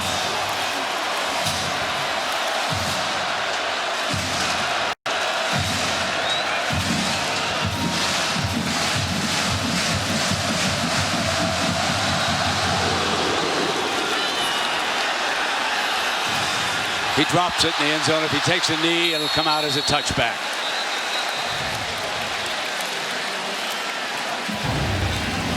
So, one of our key plays of the game. And the reason why LSU cannot tie it with a field goal. Sliding the extra point to the right. So it is now up to Anthony Jennings And the offense to drive the field here from the 25-yard line. Plenty of time, Brett. Yeah, they got plenty of time. Over 6 minutes, all 3 timeouts, obviously. And the way they've run the ball tonight, 189 yards already. They don't have to stray from that. But at some point, Traven Durrell, Malachi Dupree, guys who we haven't called their names tonight, they don't even have a catch yet. They got to be able to make a play outside. Here's Fournette. He bursts for 5 on first down. Fowler stops him. Good first down run. So we talked about this Gator defense wearing down the second half. This is a time they got to stand up. Obviously had a great possession the last series. They've been on the field now for a lot of snaps. They've had a very big veteran offensive line leaning on them all game long. Fournette has carried the ball 25 times here tonight for 138 yards.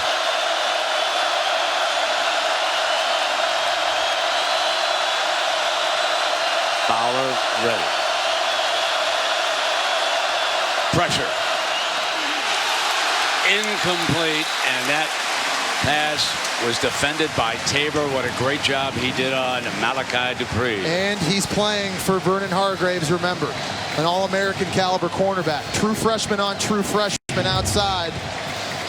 The number 4 ranked corner out of high school does a better job on the number 1 ranked receiver out of high school on this play.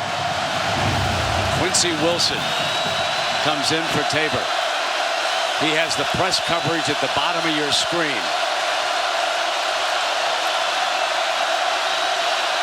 Jennings and the Tigers face a 3rd and 5 and a clock down to 5. Terrence McGee, the running back.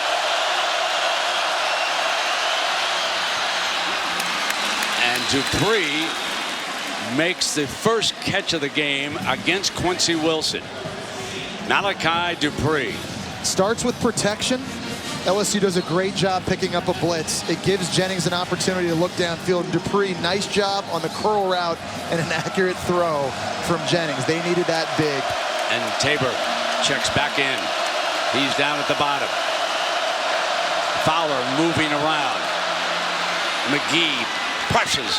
Beautiful run on a 1st and 10 run. Gives them another one. And the Tigers now relying on Terrence McGee, the senior.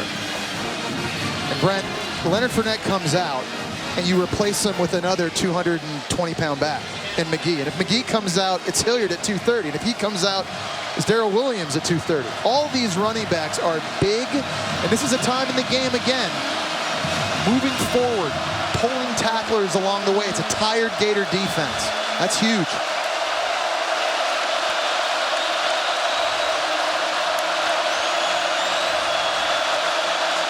First and 10. Jennings is going to throw it. He slips away, and he is sacked. That was Dante Fowler rolling in at the right time for the Gators. Ball came first, and then Fowler cleaned it up. Florida's done a nice job mixing up their pressures, not just from defensive linemen, but ball coming from depth. And he was the one that almost got Jennings, forced him to flush outside the pocket. And you just mentioned it. Fowler there to clean up the mess. Timeout is called by the Gators. Gators have called the timeout. Muschamp not happy along that sideline. Might have been the lineup. A huge defensive play. Mr. Fowler answers the call. One of the best.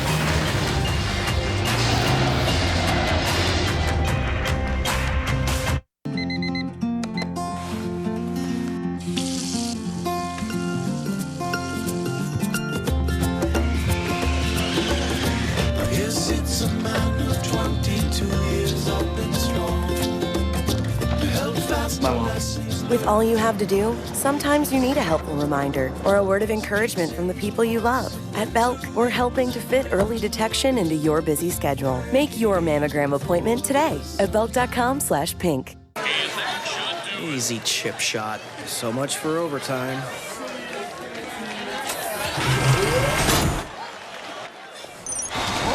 The kick is no good. Unbelievable. We're going to die.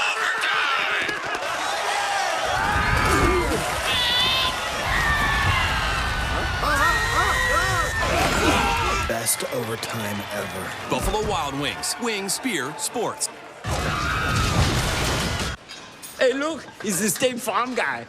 Hans and Franz? You pumped up our wallets with the discount double checking, so we want to pump you up. Sorry, what? Pull us, you flapping loser! You'll thank us later. Row your boat gently down the loser stream. Doesn't this hurt? Not with those puny arms. It's a start. Yeah, not bad. Really? Pump up your savings with a discount double check. State Farm. SEC Network Primetime Football is brought to you by Shelter Insurance. For your auto, home, and life, we're your shield. We're your shelter. Tremendous overall athletic program here. The women's gymnastics back-to-back national champions. The Gators softball team won the 2014 NCAA softball national championship. And of course, they've got outstanding volleyball, like the rest of the SEC. How about that lineup for Sunday? Auburn, Kentucky, Texas A&M against these Gators, South Carolina against a very good Alabama team. You know who told me that Alabama is very good? That'd be Maria. I was going to say, I think you've got a good source. Here we go. You know people. Second down, Terrence McGee on the field. LSU leading 22 inside of 4 minutes. Jennings flags down the errant snap. Can't find an open receiver. This is going to leave him with third and forever.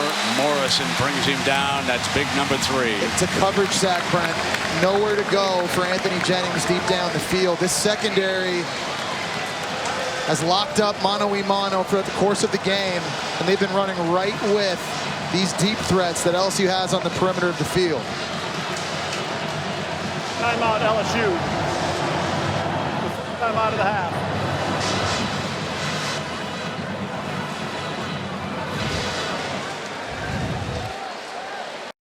Well, 3.5 minutes to go. Jesse, I got to compliment you, although it wasn't a real long road trip. You guys had the Thursday night game right down the road. Yeah, down UCF, Orlando. yeah. How many states you've been in this year? I don't know. How many are in the United States? Yeah. As a Canadian, you got 50, right?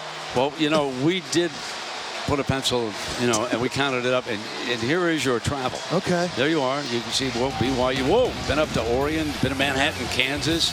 However, my friend, and I made this with 2 dogs, a cat, and my wife and I are still speaking. I mean, that's to me, that's the, you know. Well, you know what? But you know what I have that you don't?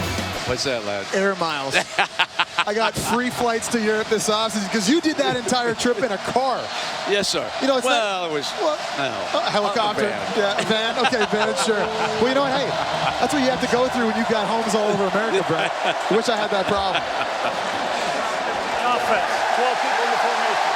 5-yard penalty. Oh, boy. Big mistake. It was already third and forever, and now it becomes forever and a day. There's no play in the playbook for this third down. And you're expecting Florida now with a tremendous pass rush. Dante Fowler Jr., number 6. These guys pinning their ears back. Ready to come at you. You can see Fowler, number 6, a moving target all the time. Trying to get past the left tackle. He's knocked down. Jennings going long. Got a man open on the far side. And out of bounds is Traven Durrell. Oh, mercy. 3rd and 25. And LSU comes up with what could be the biggest play of the game, Jesse. The thing that scares you to death, you see Dante Fowler Jr. on the ground, and that is scary. He had the one-on-one matchup with La'el Collins, and he fell down awkwardly and then got jumped on at the end of that play. Personal foul, hands to the face, 14 defense. A 15-yard penalty we tacked on to the end of the play. First down. That's McAllister. We talked about how these deep threats scare you to death, and they're a home run waiting to happen at any moment. And on a 3rd and California situation, Anthony Jennings finds Durrell. But let's go back and take a look at what happened to Dunley. Look at the left side here, one-on-one with Collins, gets blocked. He kind of starts to back up, and you see he kind of grabs his ankle as he falls down. He fell awkwardly. So there were 41 yards on this pass play on 3rd and 25, as Jesse told you. Then there's a 15-yard penalty. This ball has been moved inside the 15-yard line after that penalty. So it's inside the 15. LSU needs a touchdown. 3:33 to go. It appears they're going to be potentially without their best pass rushers. You wonder how Doral got so open. Well, there's a coverage bust. And you've got number 42, Keanu Neal, in the middle of the field. You've got the corner outside, Brian Poole, expecting to have help over top. Remember, coverage busts were an issue for the Gators against Kentucky and certainly against Alabama. They thought they had that cleaned up against Tennessee, not giving up a lot of explosive plays. But the biggest down of the game for this defense, they have a mental error in the back end, and it costs them dearly. And this is a very, very bad sign if you're a Florida Gator fan.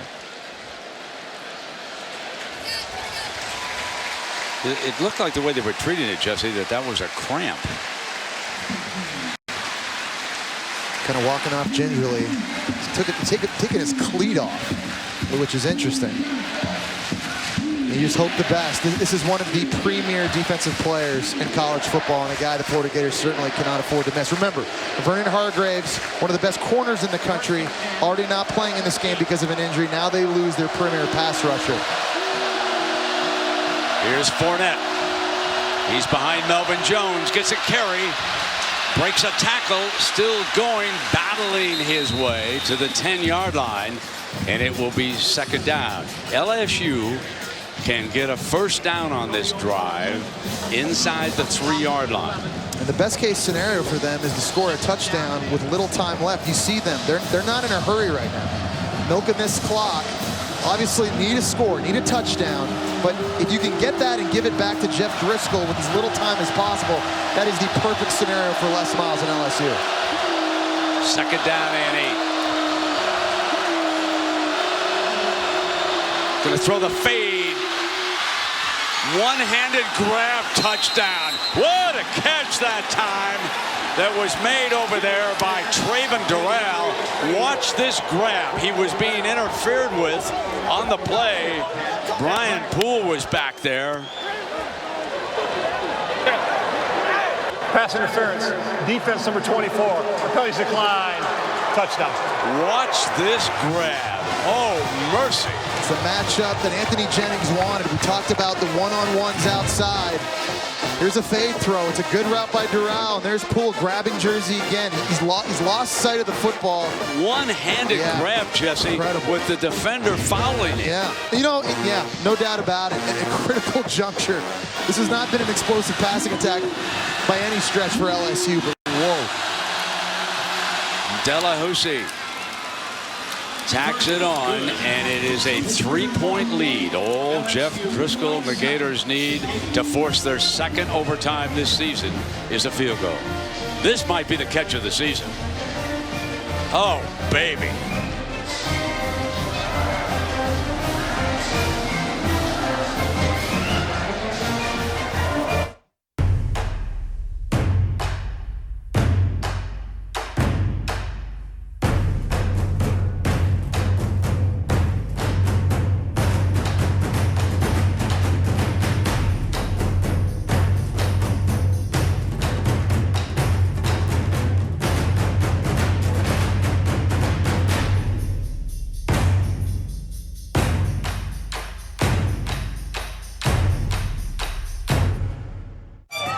SEC soccer fires up the South Thursday night on the SEC Network. Pivotal matchups highlight an action-packed schedule all season long. As the best soccer players in the conference go head-to-head on the road to the SEC Championship. This week, the Florida Gators fight to stay atop the SEC standings as they head to South Carolina to face the Gamecocks. Florida, South Carolina, Thursday at 7, only on the SEC Network. Jesse, this is big. No doubt. SEC East wide open. We saw Missouri fall today. Todd Gurley, we don't know when he's coming back at Georgia. South Carolina's already lost 3 games. Kentucky, Tennessee are better teams, but Florida's already beat them. So for the Gators tonight, this is a huge, huge game. They need this win, keeping pace in what's become a wide open SEC East. DeBose is back in that end zone, and all he wants is a chance coming out.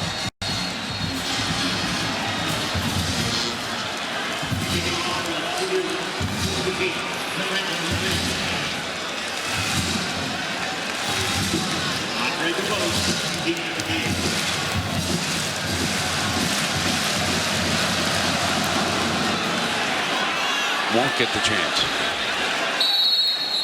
Drove it out of the end zone.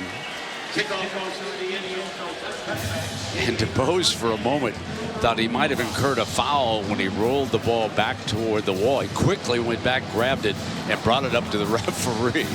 So here we go, 2:40. Jeff Driscoll, a young man in danger of losing his job, now faces the final 2:40. With the Gators down to the Tigers 27-24. Brandon Powell will be Jeff's running back.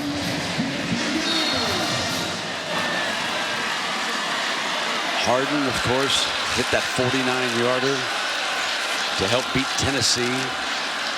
Game-winning points up in Knoxville. Driscoll going long. He's got Robinson open. Robinson's got it. Foot race.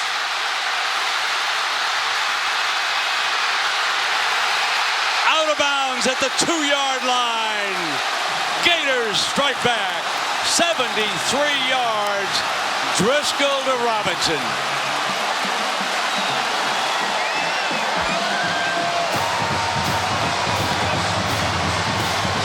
Jesse, what a great football game this is. No doubt. Back and forth, ebb and flows. What an answer. We just saw Traven Durrell make a big play on 3rd and California. Robinson once again gets behind the defense. We saw Jeff Driscoll underthrow that ball earlier for an interception. That time, he puts that down the chimney. Just a perfect throw. Now there's still about 2:10 left here. Timeout, Florida. Their second timeout of the half. 30-second timeout. And Brent, this kind of situation, 1st and goal. A touchdown could potentially win it if you're Florida. We talked about the injuries and how big those have been for Florida on the defensive side so far. But what about, again, not having Matt Jones, big number 24, 235-pound back in this kind of situation. But they'll discuss the game plan heading forward. But, you know, explosive plays. Needed them in this game. They took their shots, hit some, didn't hit others, but this was the biggest one of the day. And DeMarcus Robinson has had an excellent game, had a huge touchdown catch, has made some tough catches. None bigger than this one right here. Beating number 21, Rashad Robinson. He gave up a big long one to Sammy Coates against Auburn early in their game against Auburn last time out, but wow. Lawrence Wright, former Thorpe Award winner right there on the sidelines. Giving him some love. Young Brandon Powell is the running back. Driscoll always a threat to run. They'll go with the freshman. Powell battles toward the end zone, and it will be 2nd down and goal. Clock winding inside of 2 minutes here. It's interesting to me, Brent, why Kelvin Taylor or Mac Brown, a bigger running back, isn't in the game. Obviously, Brandon Powell, true freshman, very explosive, very fast, only 175 pounds. And again, not having Matt Jones is big. It'll be interesting to see what the Gators dial up. Now it is LSU burning one of its 2. 3-point lead for the Tigers. We look at the numbers for Driscoll. He's rushed the ball 20 times tonight for 71 yards and a touchdown. He's been a warrior, there's no doubt about it. He's shown it, his physical and mental toughness. A couple turnovers early in this game. He's responded extremely well here in the second half. And, you know, because you don't have that big presence in the backfield, why not more Jeff Driscoll? You know, on the ground. You still got a timeout in your back pocket, but this offensive line, you've got 5 upperclassmen that pride themselves on being physical. This is one of those situations. You're going to run it. LSU knows it. This stadium knows it. People watching it at home know it. You put it in number 6 hands. Mac Brown does check in, Jesse, just as you suggested. A bigger back leads the way. Driscoll cuts back, and it's going to be 3rd and goal. The middle, the LSU defense held the line. And now the seconds continue to tick, and Les Miles is out. He wants to get, he wants to burn it. He wants to save as much time as he possibly can here in this situation. And now we've got a Gator offensive lineman. That's Chaz Green, the right tackle, coming down. You know what? One of the things, and I certainly understand fans and people who seek action out of football, but one of the things that we all tend to overlook is that teams get better with young kids. They get better as the season rolls along, and sometimes we're not real patient. I think I've thought all along that LSU was going to get better as the season went along. Yeah, no, I think one reason a lot of people had concerns about LSU was that youth, especially on offense, and how quickly could they grow up. They knew they had to play Mississippi State, Auburn, Florida, Ole Miss, all these games before the month of November, and obviously it's taken them some time to gel, but Les Miles and this team has responded so well to their defeat against Auburn. They've come in here in a hostile environment against a good Gator team. They've fought. They're on the doorstep right now with their backs against the wall. Well, this is the key play from both standpoints. First of all, if Will Muschamp's team does not stick it in the end zone, remember they're down only 3, and he's got a tough decision to make on 4th down. Last time you and I were here, it was a 3 overtime victory over Kentucky. 3 overtimes. On the other side, Les Miles burns the timeouts, trying to keep as many seconds as possible if he needs to try to get down the field for another touchdown. So do you throw it and make it a safe throwaway if you're the Gators, knowing that you can kick a field goal and play for OT? And here's Mac Brown alongside. 3rd down and goal. Driscoll cut off. Now throws it. Dropped by Tevin Westbrook. The touchdown on his fingertips. It's been a theme that we keep talking about throughout the entire course of the game. Drops, helping out Jeff Driscoll. 18 coming into the game. A wide open tight end, Tevin Westbrook. It's not a perfect throw. It's not in front of him, but it's very, very catchable. Will Muschamp knows that was a huge blown opportunity for the Florida Gators. Velez from near the right hash for the tie. 18-yard attempt. Makes it. Deadlocked in Gainesville with still 1:49 for Les Miles and LSU. Now they can win it now with a field goal. And remember that ball that Jennings threw the last time. His confidence as a thrower may be growing here. That last one for a touchdown was absolutely spectacular. Catch by Traven Durrell. Overall, now Jennings 10 of 20 for 110 yards. And that one touchdown that you just saw. They're warming up is Colby Delahousie. And Brent, there's another reason why I think Anthony Jennings' confidence should be going up as well. The fact that there's no Vernon Hargraves, again, one of the best cornerbacks in the country, not on the field. And we don't know if Dante Fowler Jr. is going to return on this critical series as well for the Florida Gators. Let's ask Maria. What do you hear down below, Maria? Well, Dante Fowler, he was working with a cramp in that right calf, but he told defensive coordinator DJ Durkin that he's good to go. He's holding his helmet here on the sideline. They gave him a lot of Gatorade, and he wants back in this game, guys. Understandably so, and he puts the helmet on.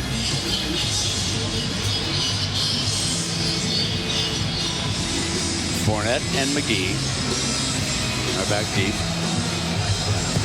Talk about special teams in this game and how big it's been, and obviously it's favored Florida so far with 2 big returns in the punt return game by Dubose. And obviously LSU had that big missed extra point, which is critical at this juncture of the game, but we haven't seen a great return yet from LSU. If they got an opportunity here, that would be massive to get this 2-minute possession started. Harden. Here comes Fournette.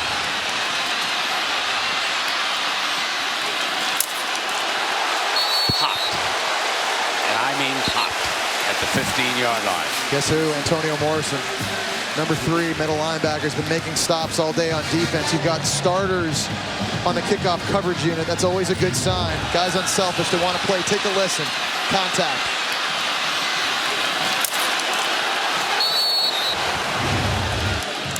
It's been like that all game, Brent. Indeed. That's Brad Crankthorpe talking to Jennings on the side of one of the other quarterbacks at LSU. Fowler is on the field. Number 6 back defensively for the Gators. No timeouts remaining.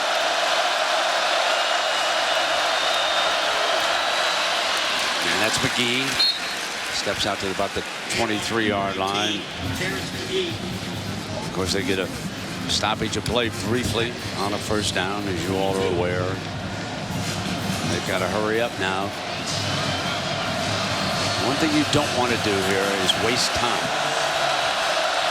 But they're not really in a hurry, are they, Brent? No, they don't seem to be.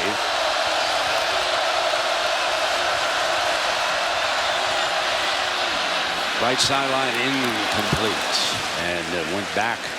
And why not to Darrell? So now you've got a 3rd and 5. Florida's got a timeout. Now this is still big for LSU. If you've got a punt, you know Florida's going to bring the punt block deep down in your own territory like this late. And LSU's not out of the woods yet.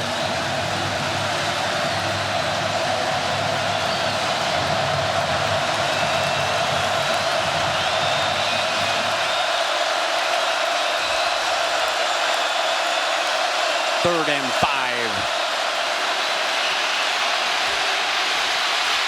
Trapped. Down at the 13-yard line.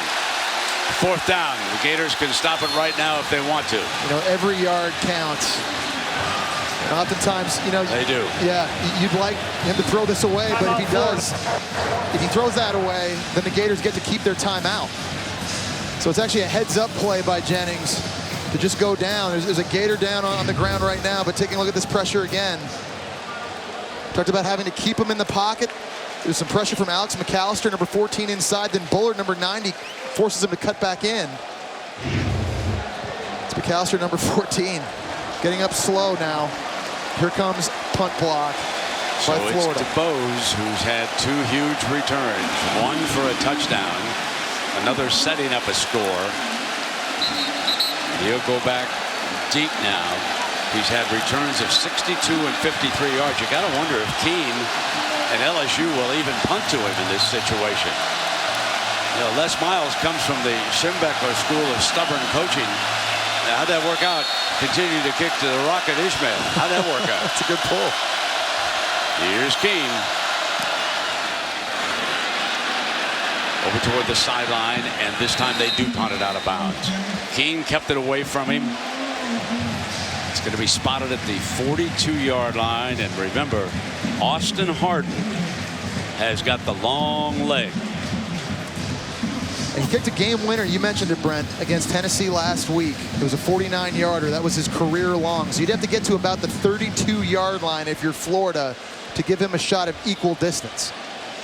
But 54 seconds, clock's going to stop on first downs here. These situations at the end of the half, the end of the game. So you got time to operate. But you've got to be efficient. Jeff Driscoll's got to be careful. Here we go. 35-yard line is the target if they want to attempt a long one here in the final minute. Deadlocked at 27. Driscoll motions Powell, and they swing him outside. Good first down. Stop the clock by getting out of bounds. Sidelines are your friend in these situations. Any way you can get that there, whether it's throwing it down the sidelines or even just swinging it out to Powell like that, using the speed.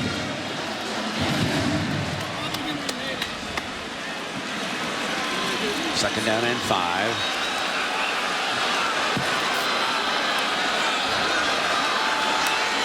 LSU rushes forward. They swing Powell the other way for the first down. Come across midfield. So the game clock's going to stop while they reset the chains. That gives the Gators an opportunity to get going. You see Jeff Driscoll barking out signals right now. Every second's precious. They wind the clock. Down Down to 40 seconds. Driscoll up in the air, intercepted. Picked off by Ricky Jefferson of LSU. Now they're at the 35-yard line with 24 seconds to go. It's a bad decision by Jeff Driscoll trying to force a slant throw right over the middle of the field into traffic. We talked about these rocket balls. You're going to see Quan Alexander, number 4, the linebacker. We've called his name a couple times tonight. He's just standing and watching Driscoll's eyes. That ball gets popped up in the air. Ricky Jefferson makes the pick, and not only does he make the pick, but he gets tremendous yardage on the return. This is into traffic. Guess who else was there? Rasco. Yeah. We've said his name all night long on the hit. Meanwhile, there's a Tiger player down at the 45-yard line. I think it's Rasco, too. Is it Rasco who's down? I think it is, which would be big, obviously. But Brent, obviously, turnovers have really, you know, we talked about Jeff Driscoll. We also have a Gator down at the 40-yard line. We've got 2 players down, and they're bringing the gurney out for the injured Gator. You know, I think it's the receiver, LaTroy Pittman, that was running the slant throw. That's the guy down for the Florida Gators. Went over the middle of the field. You know, and man, when you watch that again, he gets hit, and it did not look good when his body hit the ground.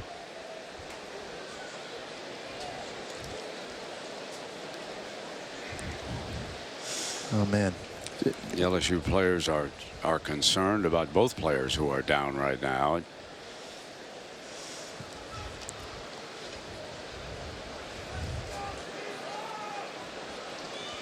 Let's Jesse, let's just take a look at this and see. Okay, so watch number 9. He's the receiver coming into the picture. And number 4, Quan Alexander, is the one that kind of hits him. You see how his body kind of went limp in midair. And he just kind of lays there on the ground on his back, and he's not moving a lot as that play's going on. They're now bringing the cart out onto the field. Oh, this has been obviously a very hard-hitting game. You and I have referenced that a couple times throughout. Very, very physical on both sides of the game. It's been a very even game. But a lot of concern from both of these sidelines right now. You see players from LSU and from Florida taking knees. They're on the field, concerned for their teammates, and you're also concerned for the opponent.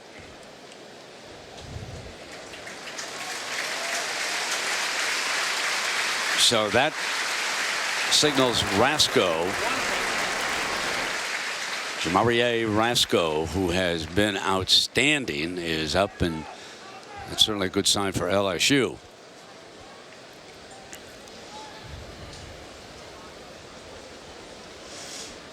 The stadium completely quiet.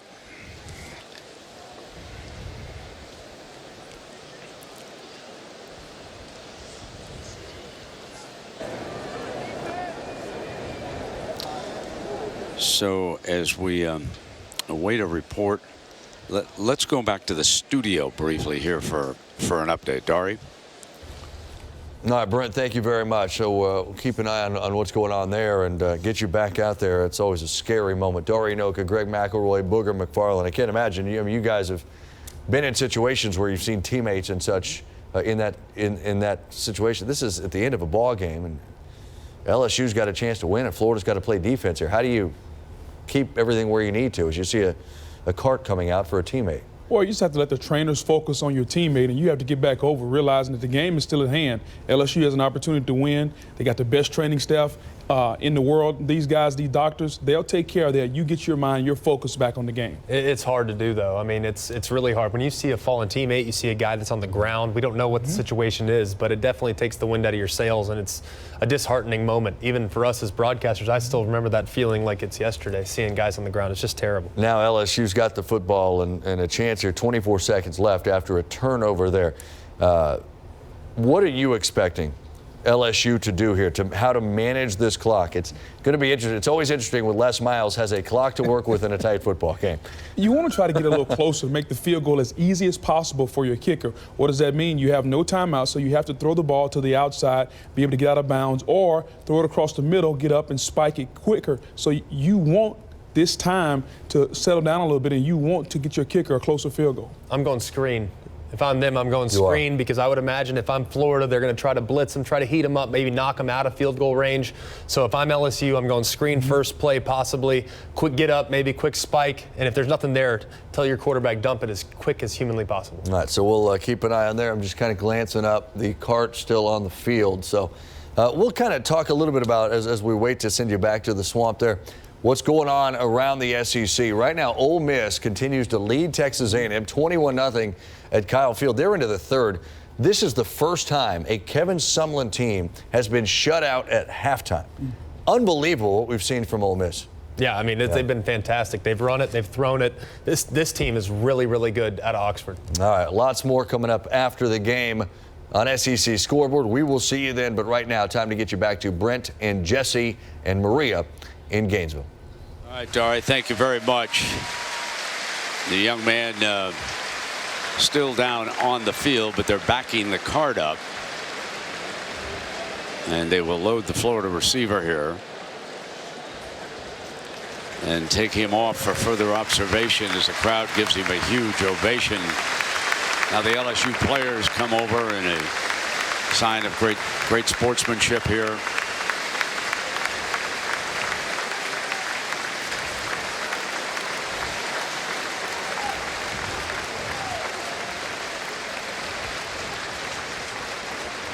And there's a movement in that right hand. Wow, and, that's a great is that sign. something you want to see? No kidding. Mercy. That's a great sign. Oh. Big ovation here from the crowd in Gainesville.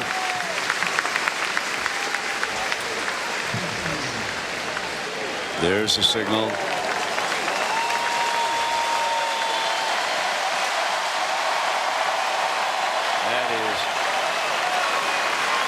I can't tell you how warm you feel when you see someone prone on a football field, anytime, anywhere. And then the young man is being carted off and he raises a hand and gives you a thumbs up. That just makes you feel, wow.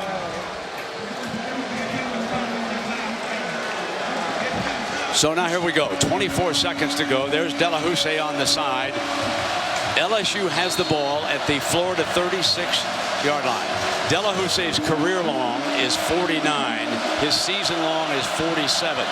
McGee, the running back, picks up a few tough yards here. Remember, LSU does not have a timeout.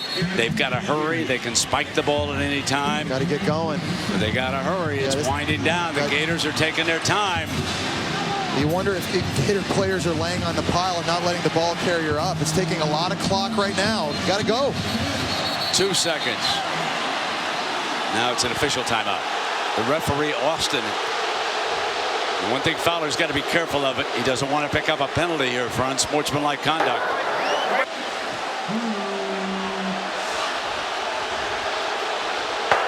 Please set the game clock to 10 seconds. So they're going to put it failed back. to get off the pile when warned to do so. Clock was run on the ready for play. The umpire over that football. He's not turning it loose till everybody gets set. The clock is back to 10 seconds. And Jennings spikes it. And it moves off a couple of seconds. And that gives Delahousse a chance.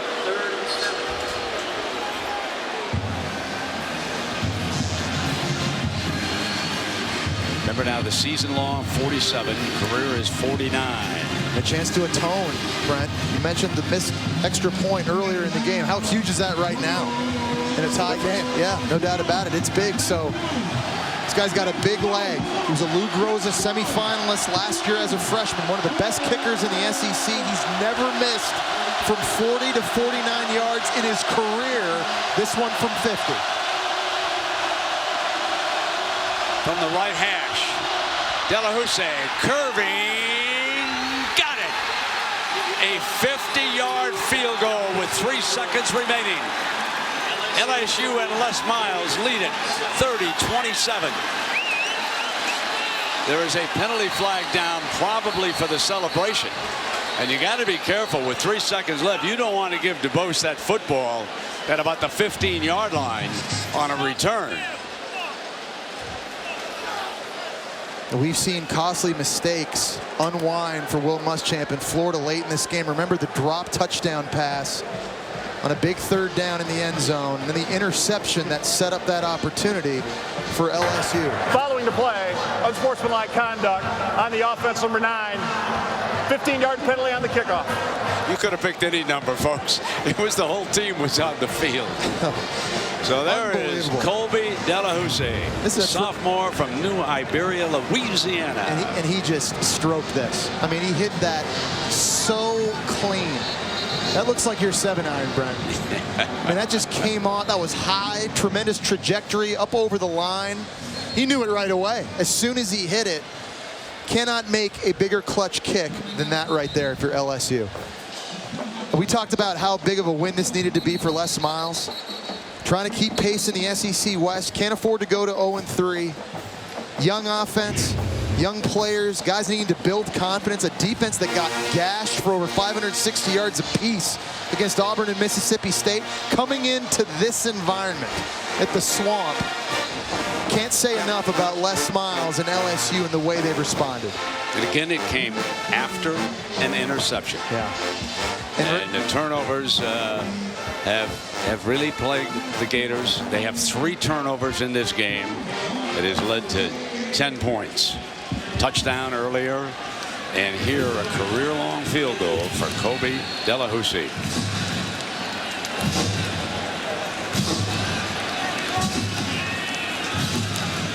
So DuBose is standing on the Gator 14 after that penalty. They're not going to give him a chance. They're going to kick it along the ground. Big hop, still hopping. LSU comes to the Swamp and goes home with a victory. Final score, LSU 30-27 on a career-long field goal of 50 yards by Colby Delahousie. Congratulations to Les Miles, his 100th win at LSU. How about that?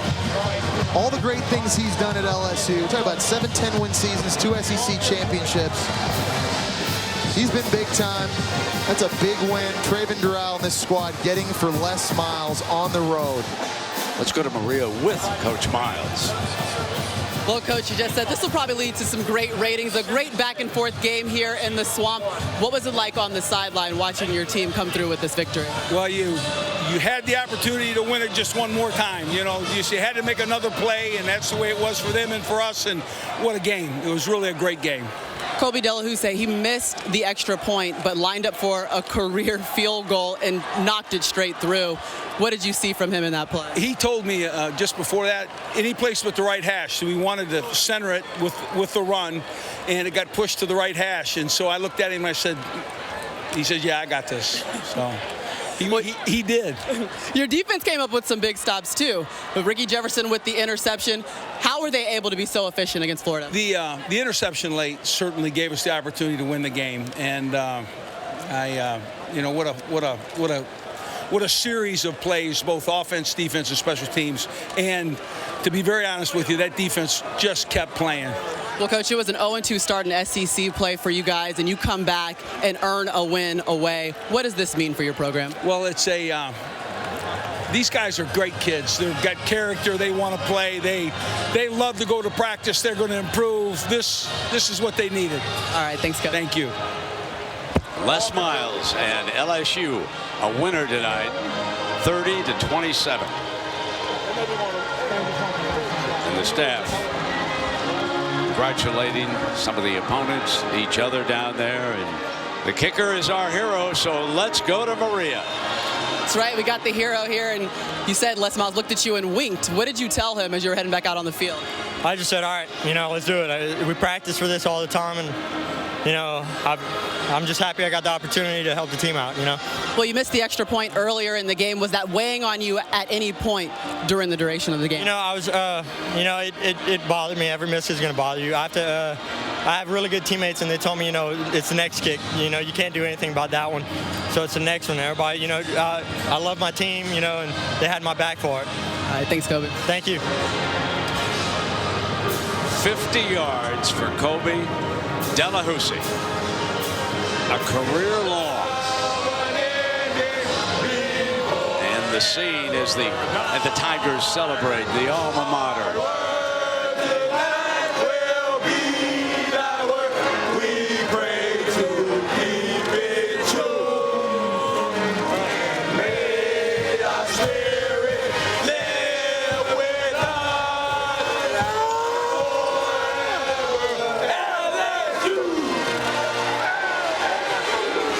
Anthony Jennings comes to the Swamp. He's named the starter. He gets the job done, and he's with Maria. And Anthony, you got the job done with some big explosive plays to Traven Dural. What worked for you guys in those plays? Just going through my reads. But, I have utmost confidence in that guy. The line of scrimmage did a great job protecting. And, everything goes to my teammates because they helped me get to this point. Well, you talked about the player meeting that you guys had coming into this and not being defined by the last 2 games. How did you see that manifest itself on the field today? Our guys never gave up in this game. Even when we were down, we knew we were going to come back. And that's what we talked about in the meeting. Just keep fighting, and this season's not over. We saw Leonard Fournette have a very big day in the run game. Have you seen that in practice and just waiting for it to show up in the game day? Definitely, that guy is a great back that we have here, and all of those guys have done a great job. And our line also, blocked their tails off today. So, utmost respect to him and for running the ball hard, and utmost respect to their line of scrimmage. Well, when you walk away with a 3-point victory from the Swamp, what kind of confidence does that give you moving forward in SEC play? It's the first time I've ever been to the Swamp, man, but it's a great memory to have, and they're going back to LSU. All right, thanks, Anthony. Thank you.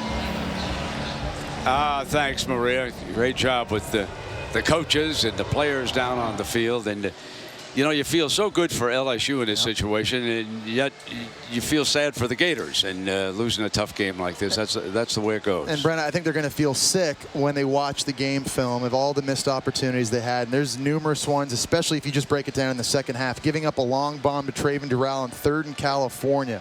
The pass interference penalties in the second half that kept 3rd downs alive and allowed LSU to find points. A drop touchdown pass by your tight end on a critical 3rd down in the end zone. And, of course, 3 turnovers on offense, all by Jeff Driscoll. They continue to manifest themselves. Now, if you're the Gators, season's not over because you lost this game. We talked about it all game long. SEC East, take your pick. Wide open. Missouri losing today was huge. We don't know the status. Right. Moving forward, Todd Gurley at Georgia, obviously South Carolina with 3 losses. So the Gators and Will Muschamp have a chance to regroup. But in the big picture, very impressed with LSU, just the way they responded and came in here and fought. And Georgia really becomes the favorite. Chubb stepped up today. Up that in whole Missouri. team stepped up. Yeah, exactly. Ran well. They now become the target. Yeah, no doubt about it. They are heavy favorites now, I think, to get to Atlanta in the SEC championship game. But the Gators have a shot at them in Jacksonville. Yeah, neutral no doubt. site. Well, for the Gators, really the meat of the schedule is coming up. Missouri coming in here next week at home, and then, of course, you got the bye week before that big game. But I think if you watch Georgia in the big picture today, you had to be impressed with how everybody elevated their play. Hudson Mason was phenomenal at quarterback, very efficient. The defense was outstanding. 5 takeaways today. Nick Chubb. Mark Richt's done an amazing job recruiting that position, and give Mark Richt credit.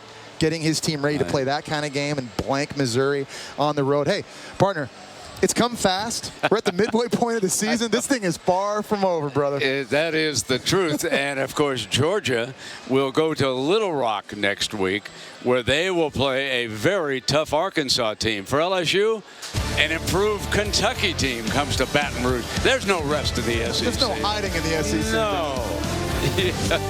You can run, folks, but you can't hide. Delahousie, a 50-yarder, a career-long.